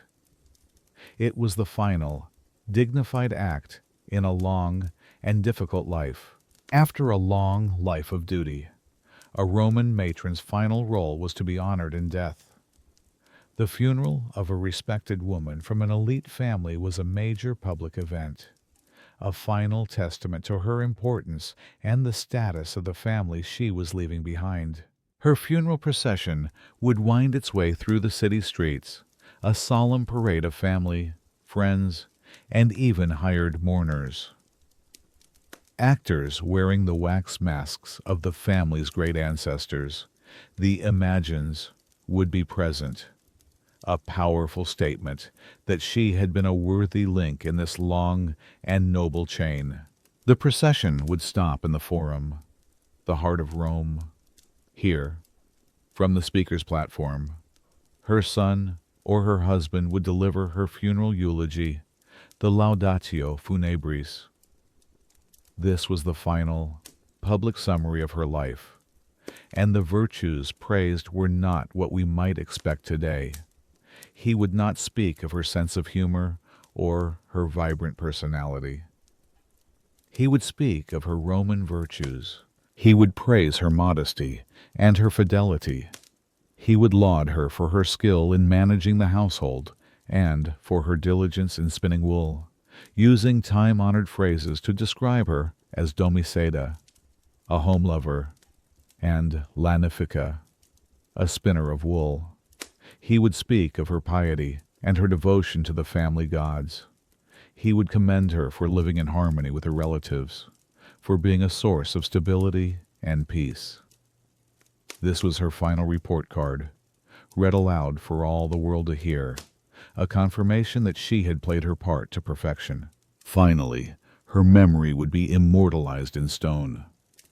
Her tombstone would bear her name, and often a simple, powerful epitaph that encapsulated the ideal of her life. Phrases like Mater Optima, the best of mothers, or Usor Carissima, dearest wife, were common. The most telling inscriptions were often the simplest, such as the classic summary of a good matron's life. Domum servavit, lanum fecit.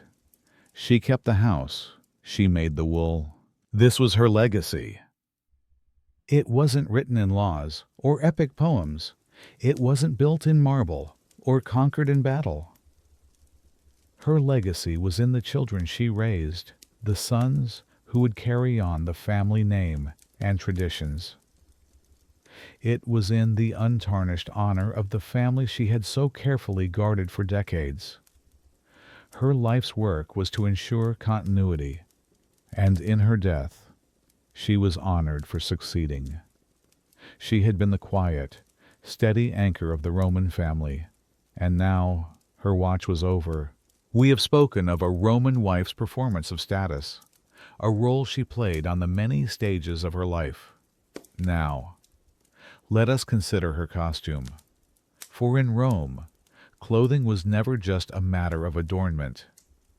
It was a language, a complex system of symbols that communicated everything about a person's place in the world. And the materfamilias was the keeper of this language, the guardian of the fabric of honor. Her most sacred and fundamental duty in this realm was lanificium, the working of wool. This was more than a mere chore. It was an act of profound moral and historical significance, a tradition stretching back to the city's mythical origins and the virtuous example of Lucretia. For a wife to be a skilled spinner and weaver was to embody the very essence of Roman female virtue. Her life was interwoven with this process. Imagine the rhythmic thump of the vertical loom, a constant presence in the courtyard of the domus.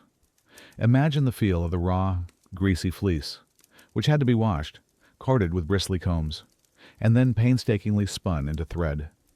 The tool for this was the simple drop spindle, a weighted stick that she or her female slaves would keep in motion for hours on end, transforming the raw fluff into strong, even yarn. This thread was the foundation of the family's wardrobe, the literal fabric of their daily lives. The tunics, the blankets, the heavy cloaks all began here, under her watchful eye. This diligent, domestic industry was seen as the opposite of luxury and idleness. It was a sign of a well-run, self-sufficient, and morally upright household. The ultimate expression of her status was the garment she wore in public, the stola. This was not a piece of clothing available to all women. It was the exclusive uniform of the Roman matron, a right earned through a legitimate marriage.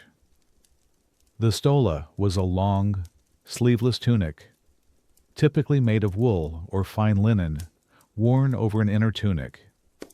It was fastened at the shoulders with clasps called fibulae and was typically girdled just below the breast, falling in graceful, pleated folds to her feet. To wear the stola was to be visibly and immediately identified as a respectable wife and mother. It was a shield of honor. A woman convicted of adultery, for instance, was legally stripped of her right to wear the stola and was sometimes forced to wear the man's toga, the garment of prostitutes, as a mark of her disgrace. The stola was her dignity made visible. While wool formed the virtuous foundation of her world, a wealthy matron's domain extended to far more exotic and precious textiles. The management of these materials was a key indicator of her family's wealth and global reach. Fine, lightweight linen from the fields of Egypt was prized for inner tunics and for use in the hot summer months. Cotton, imported at great expense from the distant shores of India, was a softer and even more luxurious alternative. But nothing spoke of wealth and decadent power quite like silk.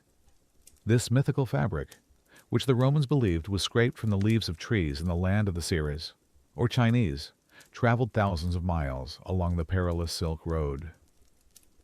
It was astronomically expensive, shimmering, and impossibly soft.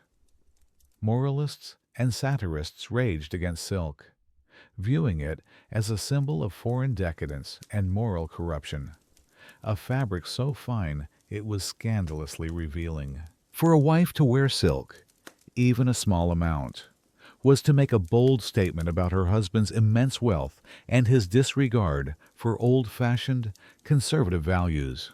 Color, too, was a language of power. The vast majority of Roman clothing was in the natural, undyed shades of the fleece cream, gray, brown. To wear a brightly colored garment was an immediate sign of wealth, as dyes were expensive to produce. But one color stood above all others, Tyrian purple. Derived from the tiny glands of thousands of murex sea snails, the process of creating this dye was incredibly arduous, leaving a permanent, vibrant purple that did not fade. Its cost was, quite literally, worth more than its weight in gold. While a wife would not wear a solid purple garment that was reserved for the emperor, her status was reflected in the purple stripes, the clavi, on her husband's and sons' togas. The width of that stripe indicated their rank, and the vibrancy of its color indicated their wealth. As the manager of the household's textiles, she was the curator of these precious garments, responsible for their cleaning and maintenance. Every thread was a reflection of her family's place in the hierarchy, and her careful stewardship of these fabrics was a central, if often overlooked, part of her lifelong duty.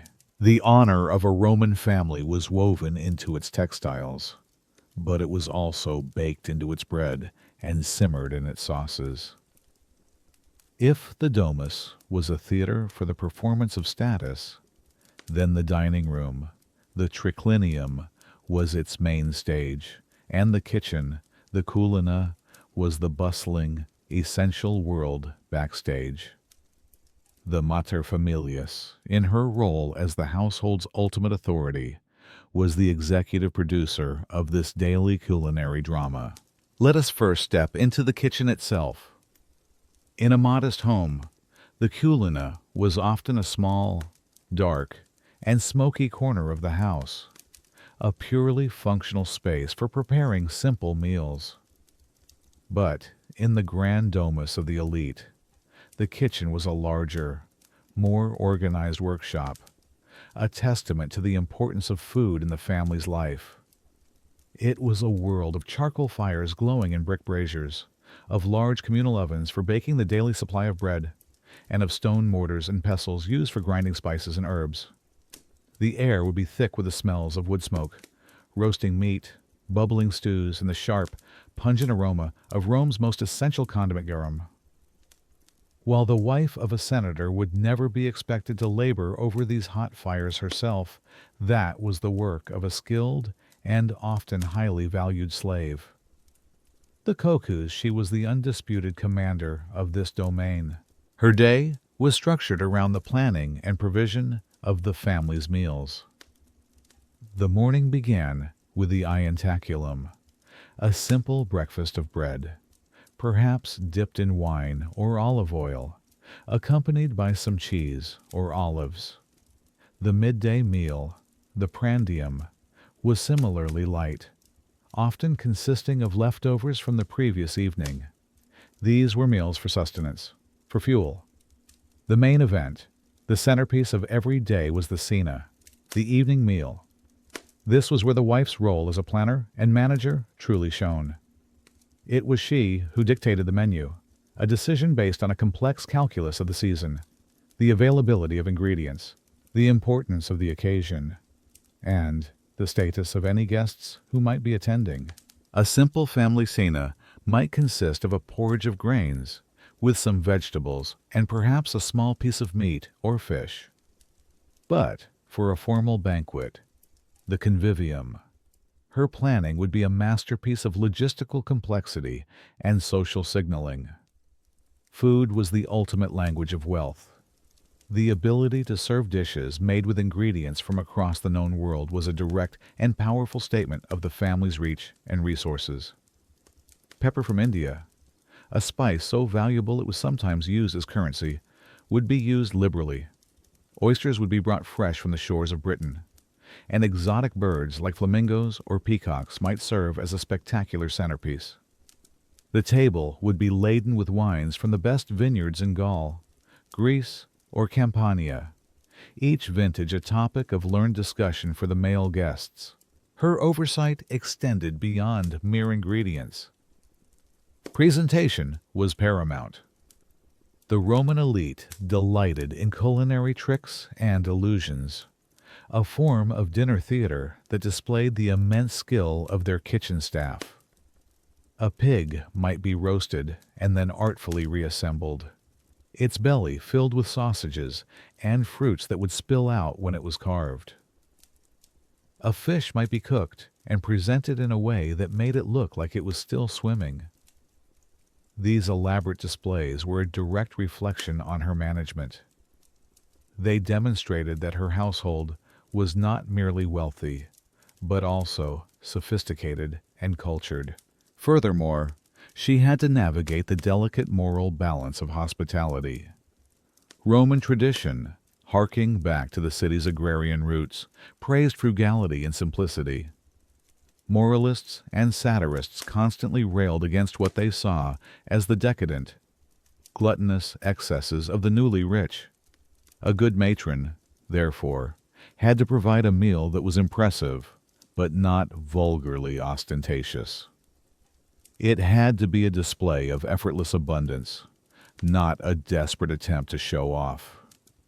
This required immense social tact and a deep understanding of the unwritten rules of her social class.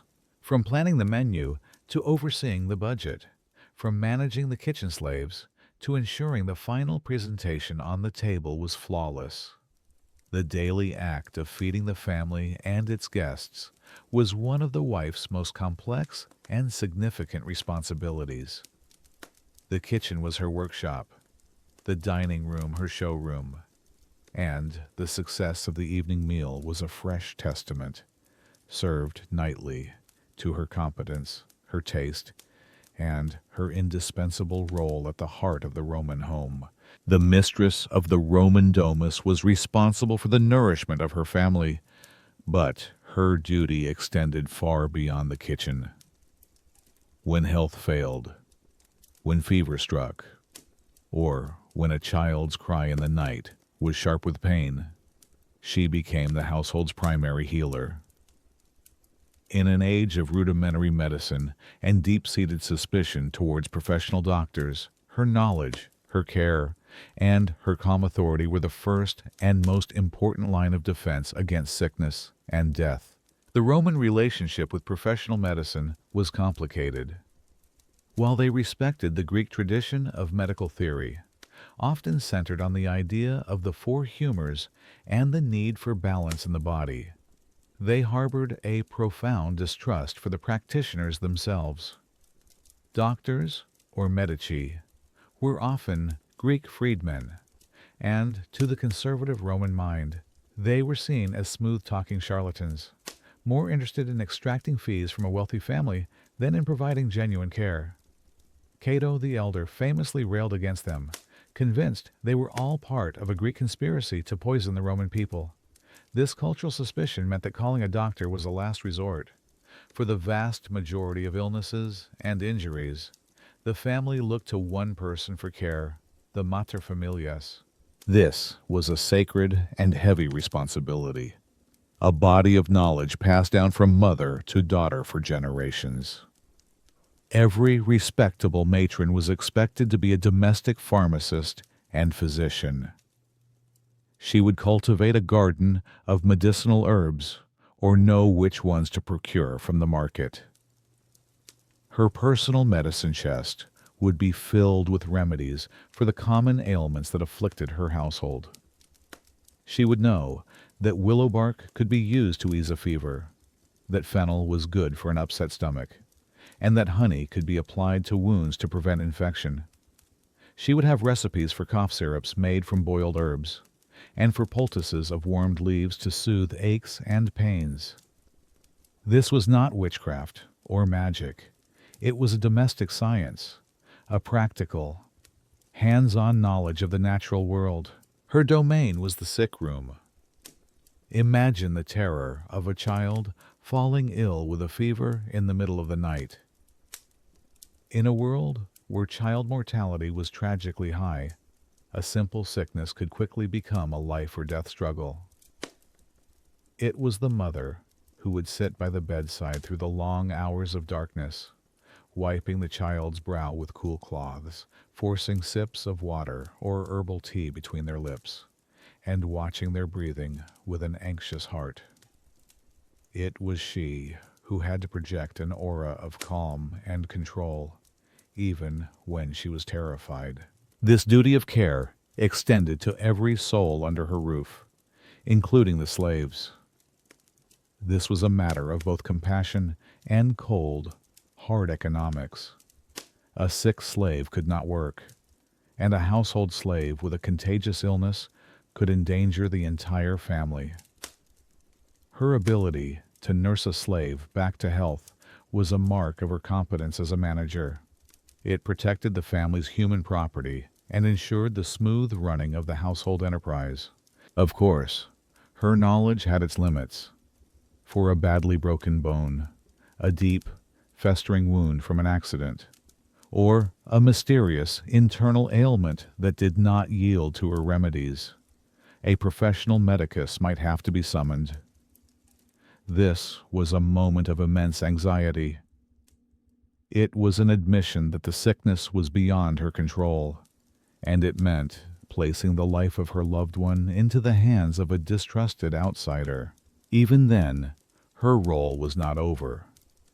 Healing in the Roman world was never just a physical matter. It was a spiritual one. Alongside her practical nursing, the wife would lead the family in prayers and offerings to the gods of healing. She would appeal to Apollo Medicus or the demigod Aesculapius, promising a sacrifice if they would spare her child or her husband. This blending of the practical and the spiritual was the essence of her role as the domestic healer. She was the family's nurse, its pharmacist, its therapist, and its priestess, the steadfast guardian of its physical and spiritual well-being. It was perhaps her most demanding and most profoundly human duty. The life of a Roman matron was, in many ways, one of profound isolation. She was a solitary commander in her own home, legally and socially bound to the authority of her husband and his family. Yet, to survive and thrive within this gilded cage, she needed allies. She needed a community.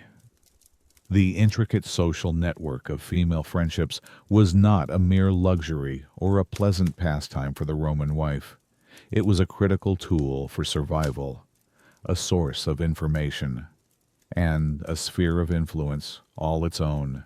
In a world where men and women inhabited largely separate social spheres, a wife needed to forge her own connections. These bonds were built in the spaces where women could gather with a degree of freedom, away from the constant oversight of their male relatives. Chief among these was the public bath, the therma. While the grandest baths were social hubs for men, they almost always had separate, dedicated wings for women, or specific hours when only women were allowed to attend. Imagine this space a world of steam, warm water, and echoing chatter. Here, surrounded only by other women, the strictures of public decorum could be relaxed. A wife could speak freely with her peers, exchanging news, seeking advice, and complaining about the pressures of her life. It was here that she might learn of a new treatment for a child's cough, get a recommendation for a reliable merchant, or hear the latest gossip about a rival family. The baths were the beating heart of her social world. Religion also provided a powerful space for female bonding. Certain cults, like the mysterious rites of the Bona Dea, were exclusively female, creating a powerful and secret sorority. The cult of the Egyptian goddess Isis was also immensely popular among Roman women from all social classes. They were drawn to her story of wifely devotion and motherly grief, and her temples and festivals provided a sanctioned space for women to gather, worship, and form a community based on shared spiritual experience. Beyond these public spaces, the primary vehicle for maintaining her network was the formal social visit. A significant portion of a matron's day could be taken up with these calls, being carried in her litter through the city streets to the homes of her friends. These visits were a carefully managed ritual. They were an opportunity to see and be seen, to reaffirm social ties, and to engage in the delicate art of conversation. It was in these quiet, private settings that the most important information was exchanged. A friend might warn her of a new political alliance that could affect her husband, or share news of an eligible young man who would be a perfect match for her daughter. This flow of information was a crucial source of informal power. The men might debate in the Senate, but the women, in their drawing rooms, often controlled the flow of the social and political intelligence that shaped those debates. These friendships were a lifeline. They provided the emotional support that a wife might not receive from her often distant husband. Friends would attend her in childbirth, mourn with her in times of loss, and celebrate with her in moments of triumph. They understood, in a way no man could, the unique pressures and anxieties of her role. But this world of women was not without its own dangers. It was also a world of intense rivalry, jealousy, and gossip. A trusted friend could quickly become a bitter rival, competing for social status or for the best match for her children. A secret carelessly shared could be twisted into a malicious rumor that could destroy her reputation and her husband's dignitas. A wife had to be as politically astute in managing her female friendships as her husband was in navigating the treacherous waters of the forum. Ultimately, this network was her key. It was the way she created a world for herself within the rigid confines of Roman society. It was her support system, her news agency, and her political caucus. It was a testament to her skill as a social operator, a quiet assertion of her own agency. Through these carefully cultivated bonds, she found the strength, the knowledge, and the solidarity she needed to endure. The Roman world was a world of public spectacle.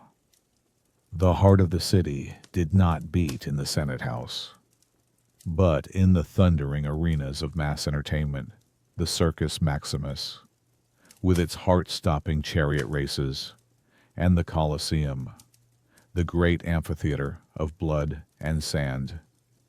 These games, the ludi, were the pulse of Roman life, a gift from the emperor to his people, and a distraction from the hardships of daily existence. For the Roman wife, attending these events was to step into a world of thrilling entertainment, but also one of intense social regulation and moral scrutiny. From the earliest days, the presence of respectable women at these chaotic public gatherings was a subject of fierce debate. Stern traditionalists and moral philosophers argued that it was no place for a virtuous matron.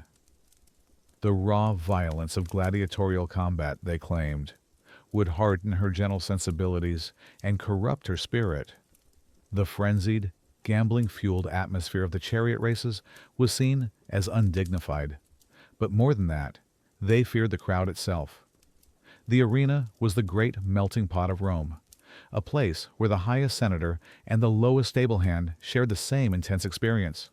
Moralists fretted that in the press of the crowd, a respectable wife might rub shoulders with unsavory characters, or worse, use the anonymity of the event to arrange a secret tryst. The games were seen as a place of moral danger. These concerns became so pronounced that the Emperor Augustus, as part of his sweeping moral reforms, took decisive action. He decreed a strict segregation of the audience at all public spectacles.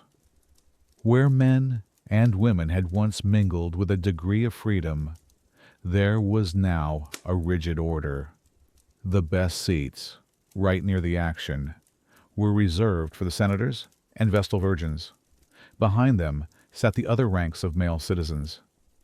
And the women, regardless of their wealth or their husband's status.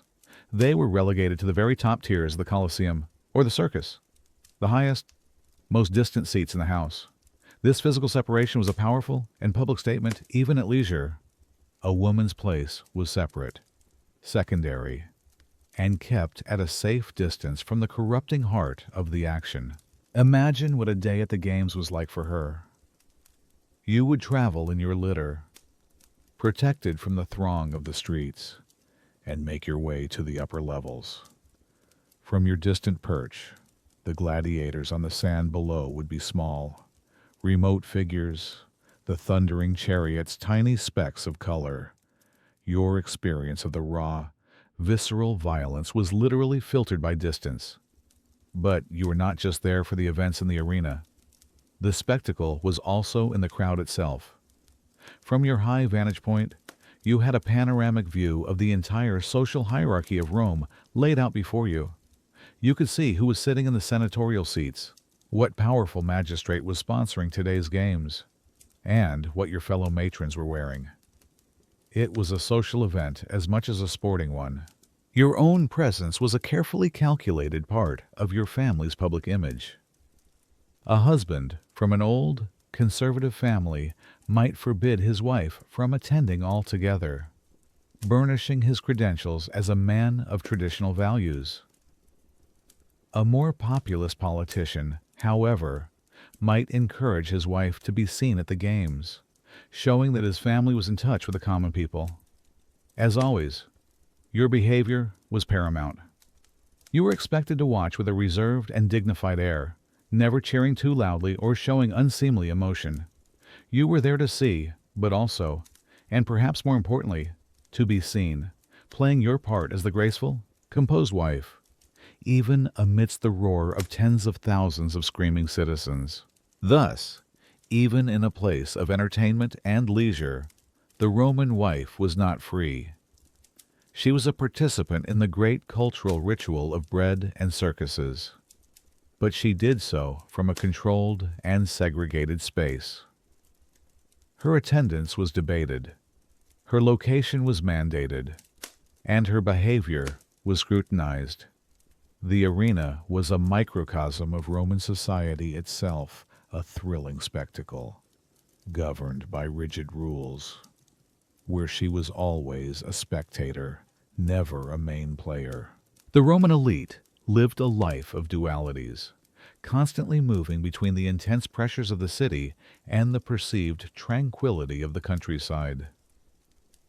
For the wife of a wealthy senator or nobleman, the family's country villa was not just a vacation home, it was an alternate reality, a sprawling kingdom where her duties, her power, and her personal experience of life were transformed. It was a world of both serious business and cultured leisure, of negotium and odium. A great Roman villa was always two things at once. First, there was the Villa Rustica, the working heart of the estate. This was a full-scale agricultural enterprise, a complex of barns, storehouses, slave quarters, olive presses, and winemaking facilities. It was here that the family's rural wealth was generated, managed day to day by a trusted slave overseer, the villicus, But the ultimate oversight belonged to the master and mistress. When in residence, the materfamilias was the chief executive of this entire operation. She would inspect the stores of grain, oil, and wine, ensuring the quality and quantity were up to standard. She would check the accounts kept by the velikas, holding him responsible for the estate's productivity. She was responsible for the welfare of the hundreds of slaves who lived and worked on the land, managing their food rations, their clothing woven from the estate's own wool, and their basic health care. It was a managerial role of immense scale and economic importance. But connected to this working farm was the second face of the Villa Urbana, the residential palace designed for comfort and pleasure. This was the family's refuge from the noise, the crowds, and the political intensity of Rome. Here, the architecture was designed to blur the line between indoors and outdoors, with grand porticos, colonnaded walkways, and rooms opening onto beautifully manicured gardens. These gardens, the horti, were her domain. They were meticulously planned, filled with fountains, fish ponds, shaded benches, and statues of the gods, a perfect and peaceful world for strolling and quiet contemplation.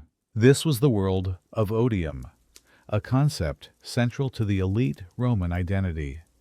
It doesn't just mean leisure, it means a productive and cultured disengagement from the grind of public life. The villa was the ideal setting for this. Here, away from the social demands of the city, a wife could more freely indulge her intellectual pursuits. She could spend her afternoons reading Greek poetry in a shaded courtyard, write letters to her friends, or engage in philosophical conversations with her husband and educated guests. The villa was a sanctuary for the mind as well as the body. Life in the country was governed by a different rhythm. You would wake not to the sounds of the city, but to the birds in your garden. Your days might be spent overseeing the grape harvest, a time of great activity and celebration, or walking through the olive groves, or simply sitting by a fountain with a book. The hospitality you offered here was different, too. You would host guests for days or weeks at a time. The meals you served would be a powerful display of the estate's bounty, fresh vegetables from your garden, fish from your own ponds, game hunted on your lands, and wine made from your own grapes. It was a statement of ultimate self-sufficiency and aristocratic grace. This life offered a unique kind of paradox. On one hand, the villa could be isolating, separating you from the dense social network of your female friends in the city. But on the other hand, this very distance offered a greater degree of autonomy and personal freedom. There were fewer eyes scrutinizing your every move, fewer social tightropes to walk. At the villa, you were the undisputed mistress of a vast and beautiful domain. For many, a Roman matron, the long, warm months spent at the country estate were the highlight of her year, a time when she felt most powerful, most at peace, and most in command of her own world. Of all the titles a Roman woman could hold, wife, matron, hostess, priestess, none carried more emotional weight, more personal investment, or a more enduring legacy than that of mother. Her primary duty to the state was to produce children, but her personal duty, the one that would define her days and nights for years, was to shape them. While her husband was the legal owner of the children, she was the architect of their souls. Her influence, instilled in the quiet moments of the nursery, would echo for generations. Her journey as a mother began with a fundamental choice to nurse the infant herself, or to hand the baby over to a wet nurse, a nutrix. For a wealthy family, using a wet nurse, typically a healthy and trusted slave, was common practice. It freed the mother from the physical demands of breastfeeding, allowing her to recover her strength and, from her husband's perspective, become fertile again more quickly. However, this practice was a topic of debate among Roman thinkers. Philosophers like Favorinus argued passionately that a mother should nurse her own child. He believed that the nurse's milk didn't just transmit sustenance, but also character. A child nursed by a slave, he argued, would absorb a slavish spirit. A mother's own milk, by contrast, would create a natural and unbreakable bond of love and affection, the true foundation of a family. For the Roman wife, this was a choice between social convention and a prescribed natural duty, the first of many such decisions she would make. The early years were a time of intense, anxious care. In a world with a tragically high rate of infant mortality, a mother's vigilance was constant.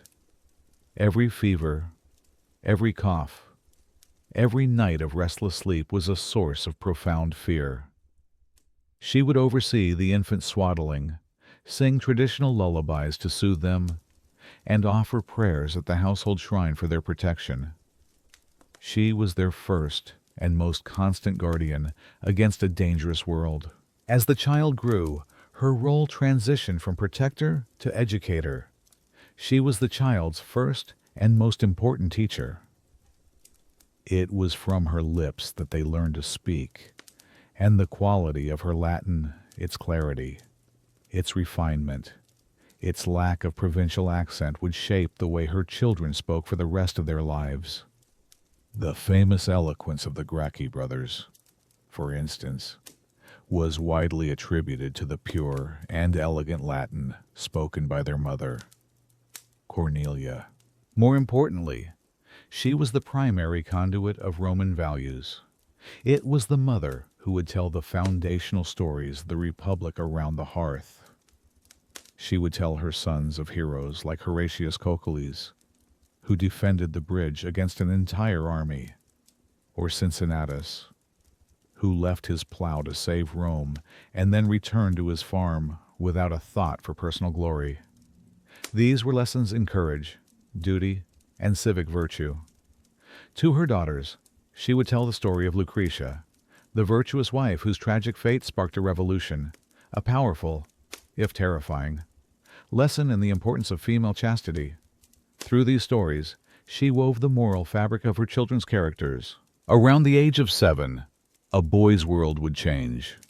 He would be handed over to the care of a male tutor, the literator, who would teach him reading, writing, and arithmetic, and a pedagogus, a guardian slave who would accompany him everywhere. This was a moment of both pride and loss for a mother. Her son was now on the path to becoming a Roman man. But he was also stepping out of her world and into the world of men. Her influence would become more indirect, though no less potent.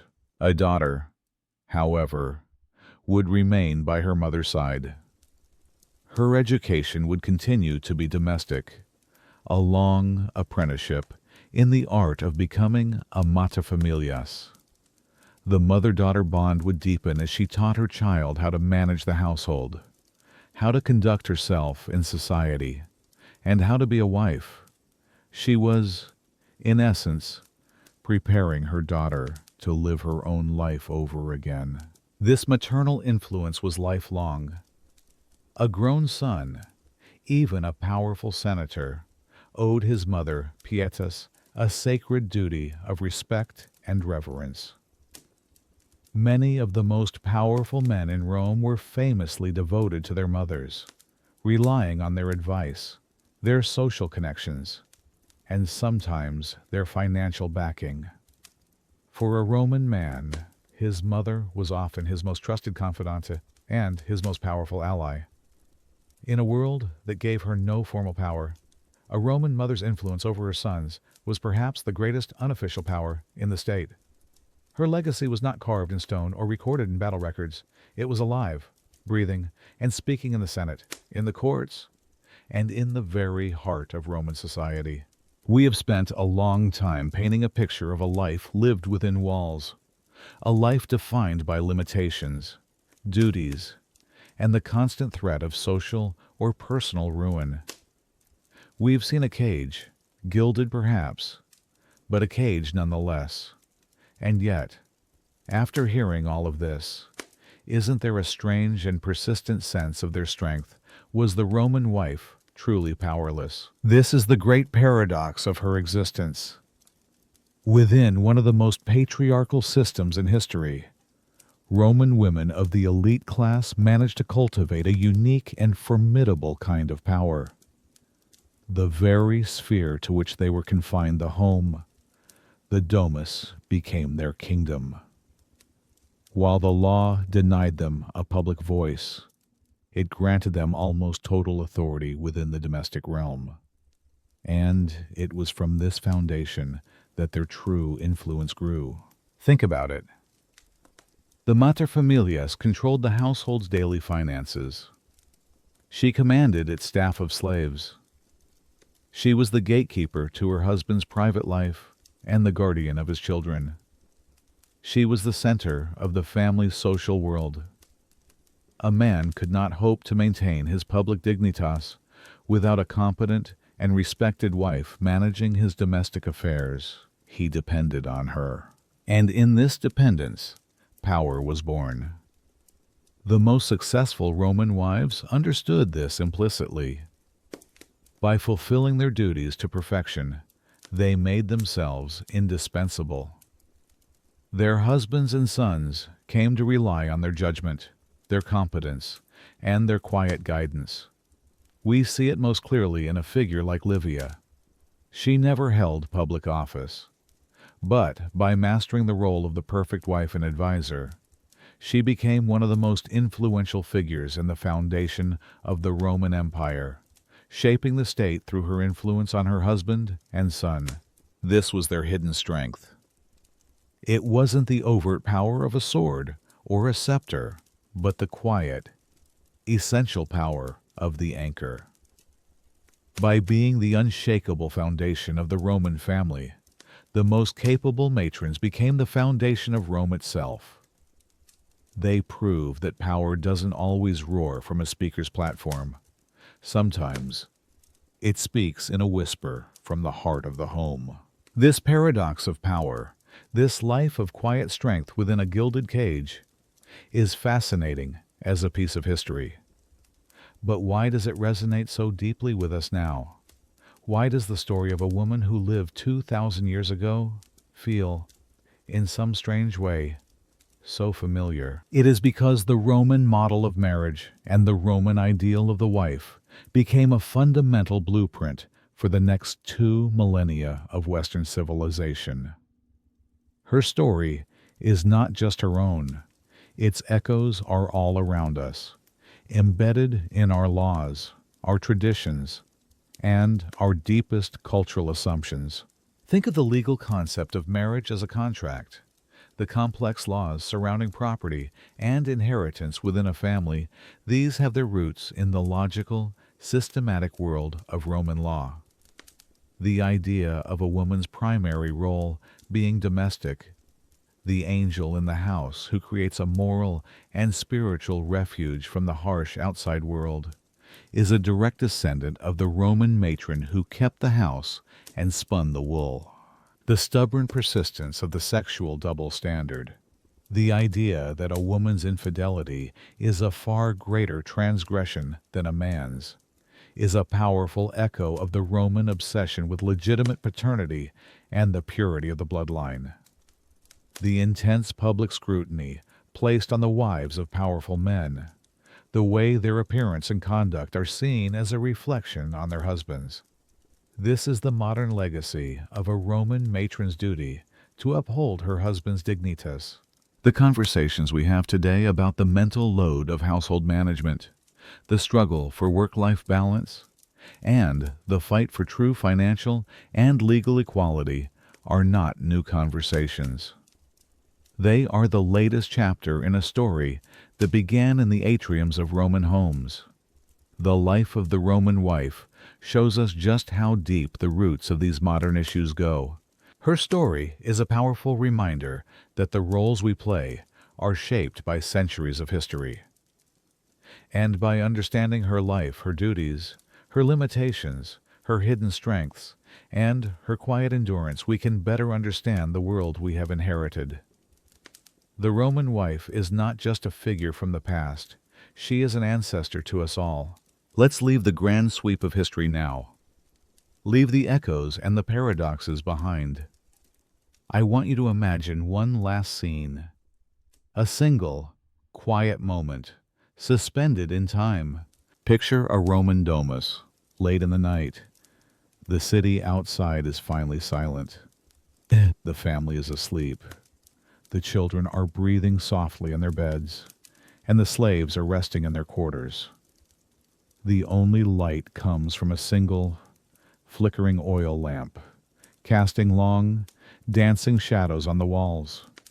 The only sound is the gentle crackle and pop of the embers in the hearth. And here, in the quiet heart of the home, the materfamilias is awake. She sits alone, wrapped in the stillness. She looks at the familiar shapes of the furniture, the faint glow of the dying fire. Her work for the day is done. The accounts are settled, the household is safe, the doors are barred. She isn't thinking about the empire, or laws, or her husband's dignitas. Her thoughts are quieter now. She thinks of the tear in her son's tunic that she must mend tomorrow. She remembers the way her daughter laughed that afternoon. She thinks of her own mother, and the way she taught her to spin wool so many years ago. She sees the whole arc of her life in the quiet of this room, the frightened young bride she once was, the powerful matron she became, the respected elder she is now. She has endured. She has built this world around her, and now it is quiet. It is at peace. And you can be at peace, too. The story is over. The demands of duty and dynasty, the weight of honor, the fear and the struggle, they have all faded away. They belong to the past, and you are safe now in the quiet of this moment. Let the world settle around you. Feel the warmth of the fire, and let its gentle rhythm guide your breathing. In and out. The echoes of the empire have faded into a low, peaceful hum. You are safe from it all. Sleep now. Let the past fade in as the present fades out. There are no more duties to perform, no more expectations to meet. There is only this stillness, this warmth, and this deep, deserved rest. Sleep well.